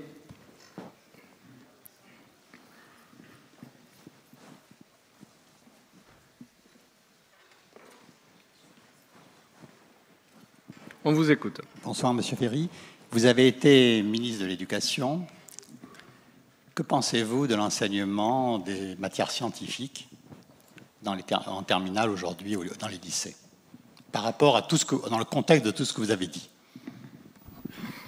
L'enseignement scientifique, vraiment scientifique, c'est-à-dire la biologie, les maths, la physique, la chimie, c'est ça. Il est excellent, franchement, les programmes sont vraiment admirables. C'est moi qui les ai faits, donc je peux en témoigner. Jamais bien si bien c'est que par soi-même. Non, je plaisante. Je les ai faits, mais c'est pas moi qui les ai faits. J'ai recruté les meilleurs biologistes d'Europe. En particulier Jean-Didier Vincent, André Adout, le patron de la chimie à l'École normale supérieure. J'avais des gens mais formidables autour de moi, des physiciens extraordinaires, Jacques Trenet, enfin je ne vais pas citer tous les noms, mais vraiment on a fait un travail absolument extraordinaire, notamment avec Jean-Didier Vincent, qui est quelqu'un de... Quand Jean-Didier arrête de plaisanter, c'est un nobelisable, c'est un des plus grands biologistes au monde. C'est vraiment... On a fait... Alors la seule chose qu'on puisse reprocher à ces programmes, c'est qu'ils sont très difficiles. Ils sont très très ambitieux, extrêmement ambitieux, plus ambitieux que jamais dans l'histoire de l'éducation. Mais globalement, nos programmes de maths, les programmes de physique, biologie, ils sont vraiment, vraiment formidables. Et comme Najat n'y connaît rien, elle n'a pas pu y toucher. Donc ça, c'est le bonheur. Elle n'a pu dévaster que les programmes de français et d'histoire. Mais là, ça a été une vraie dévastation. C'est-à-dire que, et malheureusement, Blanquer, qui est un type très bien, ne pourra pas les changer. Je vous dis pourquoi. Il ne pourra pas les changer parce qu'une fois que les manuels scolaires sont imprimés, c'est des centaines de millions d'euros qui sont en jeu. On ne peut pas revenir en arrière tout de suite, ce n'est pas possible. Et je vous donne juste un exemple, et je m'arrêterai là.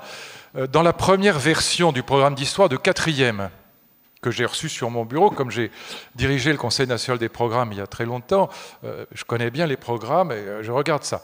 Tenez-vous bien, ce que je vais vous dire, je ne change pas une virgule, ce n'est pas une blague. Le programme d'histoire de 4e, c'est le XVIIIe siècle.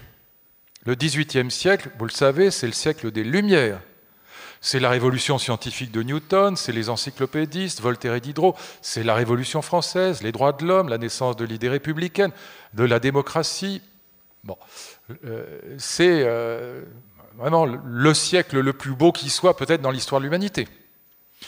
Le thème général souligné en gras, obligatoire, du programme d'histoire concocté par Najat et son sbire, là, je ne vais même pas citer son nom parce que ça me met en colère rien que d'y penser, c'était, tenez-vous bien, le seul thème Il n'y avait ni les encyclopédistes, ni Voltaire et Rousseau, ni Newton, ni la révolution scientifique, ni la révolution démocratique, ni la révolution... Non, le seul thème, c'était l'Europe domine le monde, la colonisation la traite négrière. Vous voyez, décrypter ce que ça veut dire. Ça veut dire une haine de soi de l'Europe, une haine de l'Occident, une haine des Lumières, une haine du rationalisme, de la démocratie. On ne peut pas faire... Là, on a vraiment dévasté les programmes. Et le programme de français, c'est une honte. C'est un programme de psychologie positive, on dirait du Christophe André. C'est abominable. C'est se construire, se découvrir, enfin, des âneries sans nom. Voilà, au lieu de lire les grands textes, les grandes œuvres, c'est une abomination. En revanche, comme les programmes de sciences, c'est difficile, voilà, ils n'y ont pas touché, ils n'ont pas trop dévasté les choses. Et ils n'ont pas tout cassé, ce qu'on avait fait avec Jean-Didier Vincent, avec mes physiciens. Donc c'est simplement très difficile. C'est-à-dire qu'aujourd'hui, un gamin qui passe le... Je vous garantis qu'un môme qui a mention très bien en terminale S au bac, il est 1000 fois meilleur, contrairement à ce que dit mon camarade Finkielkraut ou Régis Debray ou Natacha Polony, il est 1000 fois meilleur que les bacheliers des années 50. Progression formidable. Simplement, vous prenez la courbe de Gauss, ce qui s'est passé dans l'éducation. Les très bons sont bien meilleurs qu'avant. Les très mauvais sont toujours très très mauvais. Ce qui s'est écrasé, c'est le milieu de gamme. Parce que quand vous avez 641 000 bacheliers, évidemment, ils n'ont pas tous le même niveau que les 10 000 bacheliers des années 20. Mais si vous prenez les 50 000 meilleurs d'aujourd'hui, ils sont bien meilleurs que les 10 000 des années 20. On a formidablement progressé quand même, contrairement à ce qu'on dit et contrairement à ce qu'on croit. Et notamment du côté des filles, ce que j'essayais de dire hier chez Calvi, mais bon, à chaque fois à la télé on ne peut rien dire, dès que ça devient un peu compliqué, le pauvre il a la tête comme une cocotte minute, mais le compteur à gaz qui saute, mais la plus grande inégalité qu'on ait combattue, c'est l'inégalité filles-garçons.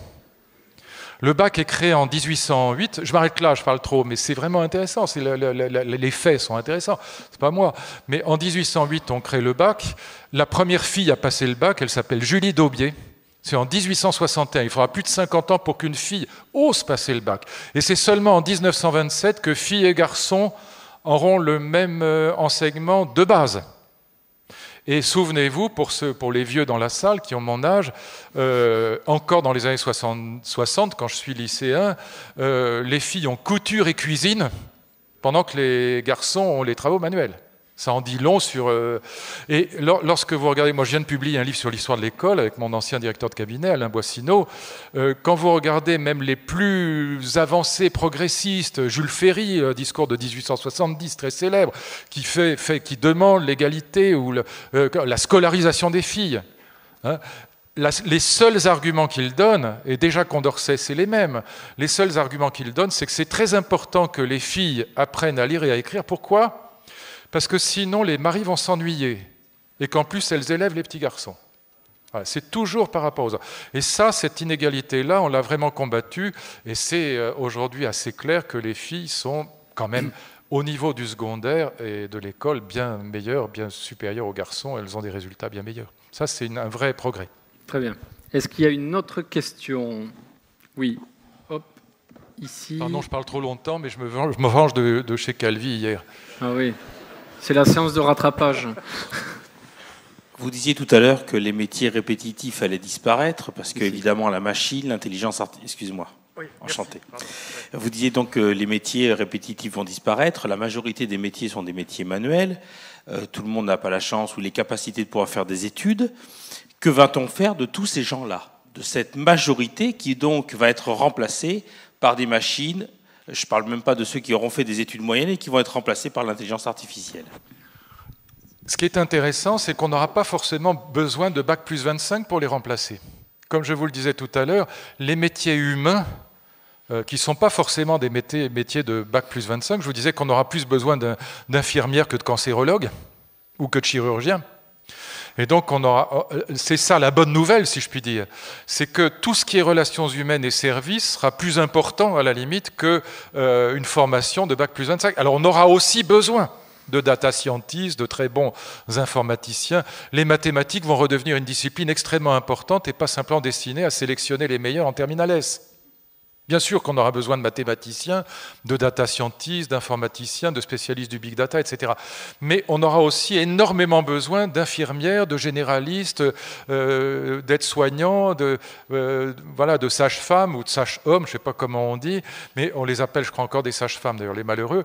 Mais voilà, c'est pas forcément une catastrophe, c'est pas forcément, comment dire, on sera débarrassé de tâches bêtes, mais je vais vous donner un exemple, puis je m'arrêterai là.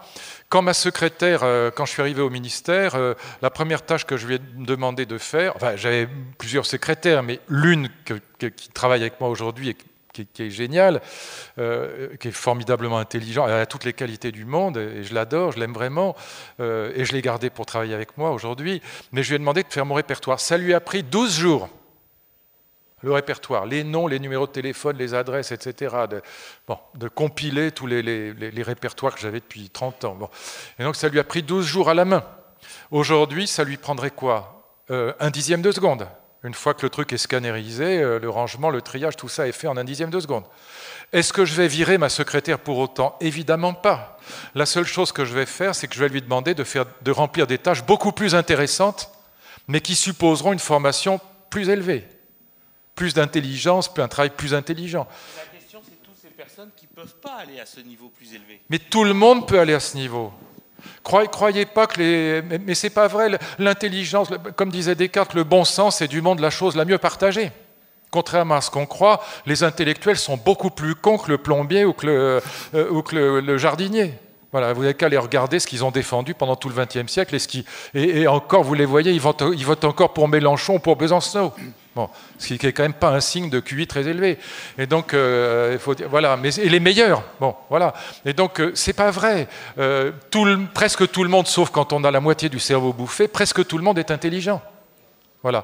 Et tout le monde, ou presque tout le monde, sauf maladie mentale, sauf pathologie, presque tout le monde est capable d'avoir un bon niveau intellectuel suffisant pour remplir des tâches justement d'humanité. Et l'intelligence, il y a plein de formes d'intelligence. L'intelligence du cœur, l'intelligence humaine, c'est parfois beaucoup plus important. Le sens de la vérité, l'intérêt pour la vérité est beaucoup plus important que la sophistication intellectuelle. Voilà. Je pourrais vous situer de Foucault, Derrida, Bourdieu, des gens qui étaient supérieurement intelligents au sens où le cerveau fonctionnait, qui n'ont dit que des conneries toute leur vie, qui ont été maoïstes, qui ont été trotskistes, qui ont défendu toutes les saloperies possibles et imaginables du XXe siècle. Voilà. Donc il y a plusieurs formes d'intelligence et celle dont, encore une fois, ce qu'on appelle le bon sens ou le sens commun, qui est partagé par tout le monde, est suffisante pour entrer dans ces métiers-là. Et quand on peut en plus, bien sûr, favoriser nos enfants, s'ils en ont le talent, à être des grands mathématiciens ou des spécialistes du big data, etc., tant mieux. Mais ce n'est pas le cas général, mais ce n'est pas non plus ce dont on a besoin en général. Voilà. Il n'y a pas besoin d'être polytechnicienne pour être infirmière. Et infirmière, c'est un métier extraordinairement important et d'une utilité sans pareil. Un instit, c'est hyper important. Un instit, il n'est pas professeur au Collège de France. Et c'est très important, un instituteur. Il n'y a rien de plus important qu'un instituteur. On leur confie nos enfants. Ils sont très bons en général, les institutrices d'ailleurs, parce que c'est 95% au CP, c'est des femmes. Voilà, donc vous voyez, soyez pas pessimistes, tout le monde pourra y arriver. Simplement, il faut anticiper, et c'est ça que nos politiques ne sont pas fichus de faire, nos intellectuels encore moins, il faut anticiper les innovations, donc les destructions d'emplois et les créations d'emplois. C'est ça le vrai problème. Et il faut anticiper dans l'éducation nationale et dans les familles les équipements, si je puis dire, nécessaires à ce que nos enfants soient complémentaires de l'IA et pas victimes de l'IA. D'ailleurs, je rejoins là ce que dit mon ami Laurent Alexandre. Allez voir son intervention au Sénat en janvier dernier. Vous tapez Laurent Alexandre, intelligence artificielle Sénat. Ça dure 20 minutes. Vous verrez, c'est époustouflant. Il est impeccable. Devant, évidemment, un cortège de sénateurs qui sont... il aurait parlé à des bus, c'était pareil. Bon. Alors, est-ce qu'il y a une autre question ? Oui, pardon, ici, madame, oui. Sur votre droite. Bonsoir. Oui, bonsoir. Je ne comprends pas l'opposition que vous faites entre l'éthique du travail et notre société de consommation. Entre quoi, pardon, entre l'éthique du travail. C'est quoi ça ? C'est-à-dire, vous parliez de nos enfants qui n'ont plus qui sont aussi intelligents, mais qui n'ont plus la notion de travail de nos grands-parents, parce qu'ils sont trop occupés à consommer.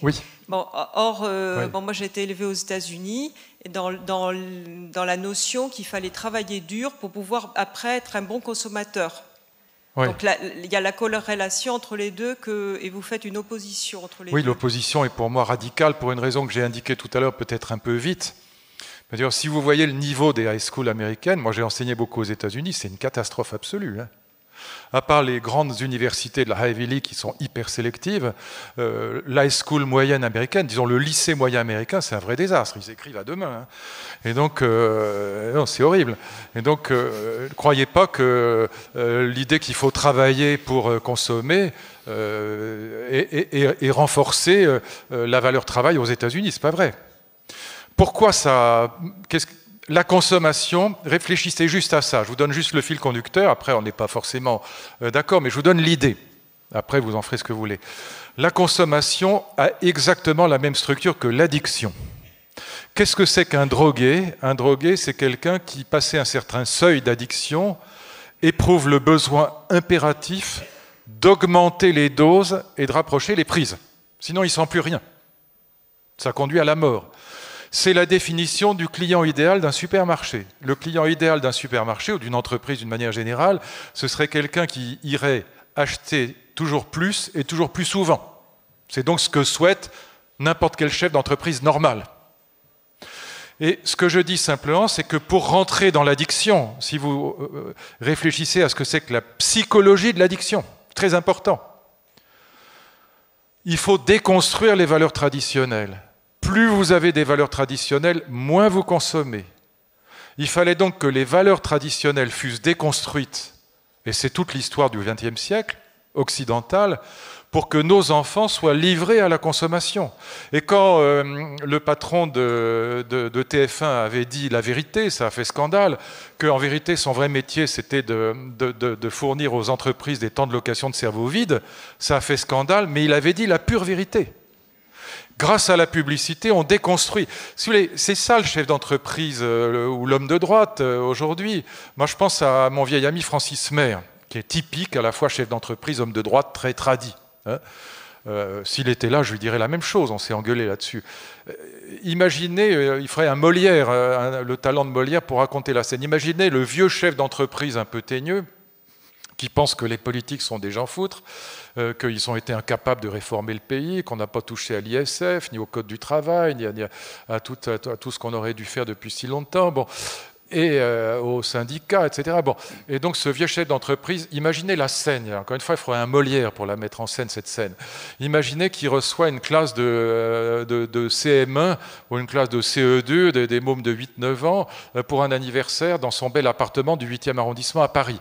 Il voit rentrer une trentaine de sauvageons. Et c'est comme les dégâts des eaux, les mômes, c'est-à-dire vous les retrouvez partout. Hein, bon. Dans votre bureau, dans la salle de bain, dans la cuisine. Bon. Et donc, si on essaye, il va vous dire, si on essaye de discuter avec eux de littérature, c'est le désert des Tartares, de musique, n'en parlons pas. Quand ils arrivent, ils vous disent pas bonjour monsieur, même pas bonjour. Quand ils partiront, ils diront pas merci. C'est encore plus utopique que les Mao de 68. Imaginez qu'ils vont dire merci monsieur. Tout ça, tout fout le camp, voilà. Et comme les politiques sont des gens foutres, on est au bord du gouffre et on va faire un grand pas. Enfin bon, il est déclinologue. Il y bavrait, c'est éventuellement même Michel Onfray maintenant, parce qu'il est content de voir qu'il y a des mecs d'extrême gauche qui sont devenus très à droite. Bon. Et donc, voilà, c'est ça le problème. Je lui dis très sincèrement, et je réponds maintenant à votre question. Il est schizophrène, parce qu'il ne se rend pas compte que ce qu'il produit d'un côté, il le regrette de l'autre.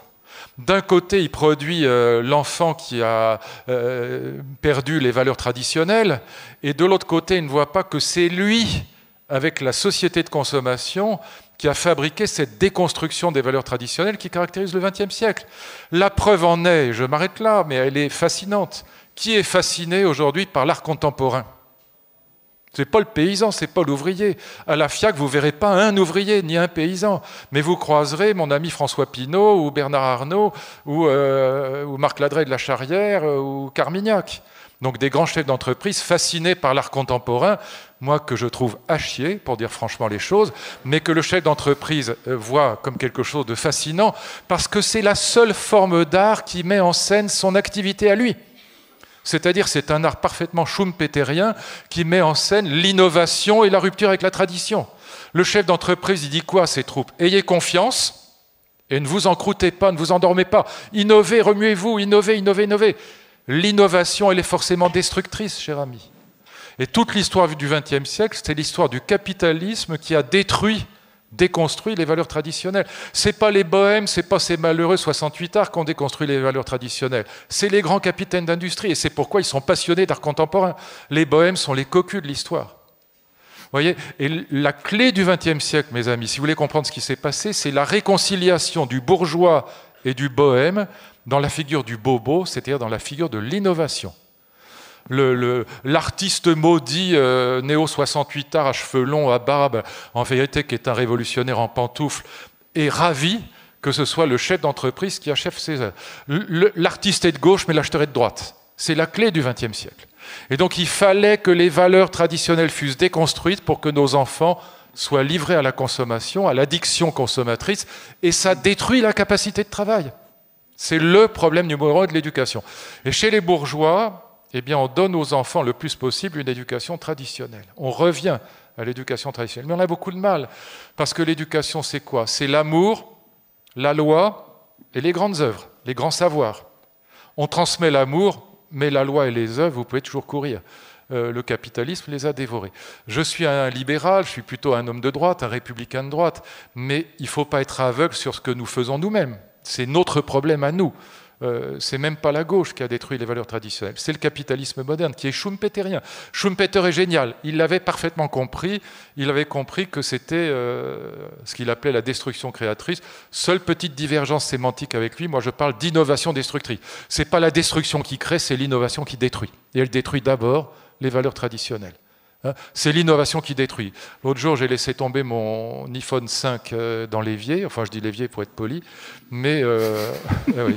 Ça vous fait rire, mais ça arrive, et c'est très méchant de rire, que c'est désagréable. Bah, ça n'a pas créé le 6. C'est pas l'innovation, c'est pas la destruction qui crée, c'est l'innovation qui détruit. Et donc, nous vivons dans un monde d'innovation destructrice dont la structure fondamentale est la structure de la mode. La seule finalité de la mode, c'est de démoder. Et quand vous êtes fabricant d'iPhone, votre seul souci, c'est d'innover et de démoder. Ben, ça attaque fondamentalement la valeur travail. Vous voyez? Très bien. Ben, merci beaucoup. Alors, on a un peu... Vous pouvez l'applaudir, oui.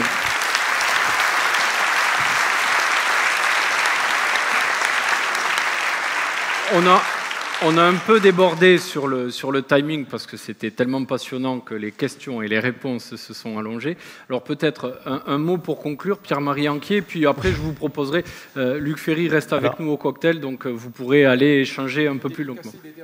Et en plus, vous avez encore une séance de dédicace pour ceux qui n'ont pas encore eu la... C'est pour le libraire parce qu'il est venu avec. Voilà. Alors un mot que je voudrais, qui j'espère ne va pas être trop long, mais il y avait quand même deux petites choses sur lesquelles je voulais réagir. La première, c'est naturellement vous remercier absolument sincèrement parce que c'est un moment, je crois, passionnant.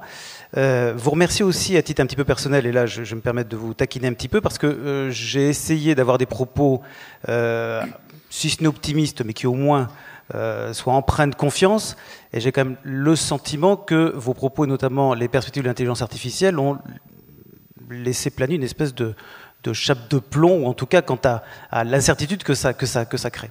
Alors, très sincèrement, je n'ai pas vraiment été étonné, parce qu'il se trouve, vous l'aurez tous compris, que j'étais aux universités d'été du MEDEF la semaine dernière, et que votre ami Laurent Alexandre est intervenu lors de ce qu'on appelle maintenant un keynote, une intervention de 20 minutes, sur l'intelligence artificielle. Il est beaucoup plus rapide que vous, pas intellectuellement, mais dans le temps. C'est-à-dire que ce que vous décrivez sans horizon, lui dit c'est dans 20 ans. Il est radical quant à la notion, si j'ai bien compris, d'une intelligence unique dans laquelle se rejoignent l'intelligence des neurones et l'intelligence artificielle. Et il conclut son discours en conseillant aux chefs d'entreprise de très vite fusionner leur DSI avec leur DRH. Ou les services de DSI et de DRH. Bon. Donc, merci encore une fois, mais c'est vrai qu'on a l'impression d'être devant quelque chose qui nous échappe fortement et qui peut effectivement être à la fois enthousiasmant, mais également inquiétant. Et juste, et je vous laisserai bien sûr conclure peut-être sur ce point-là, si, parce que ça m'intéresse d'avoir... Sur la destruction schumpeterienne, c'est clair que ce n'est pas le fabricant de bougies qui a inventé la lumière. Comment le taxi pouvait inventer Uber? Et comment nous pouvons deviner ce qui serait demain ubérisable, sachant que nous sommes des fabricants de bougies?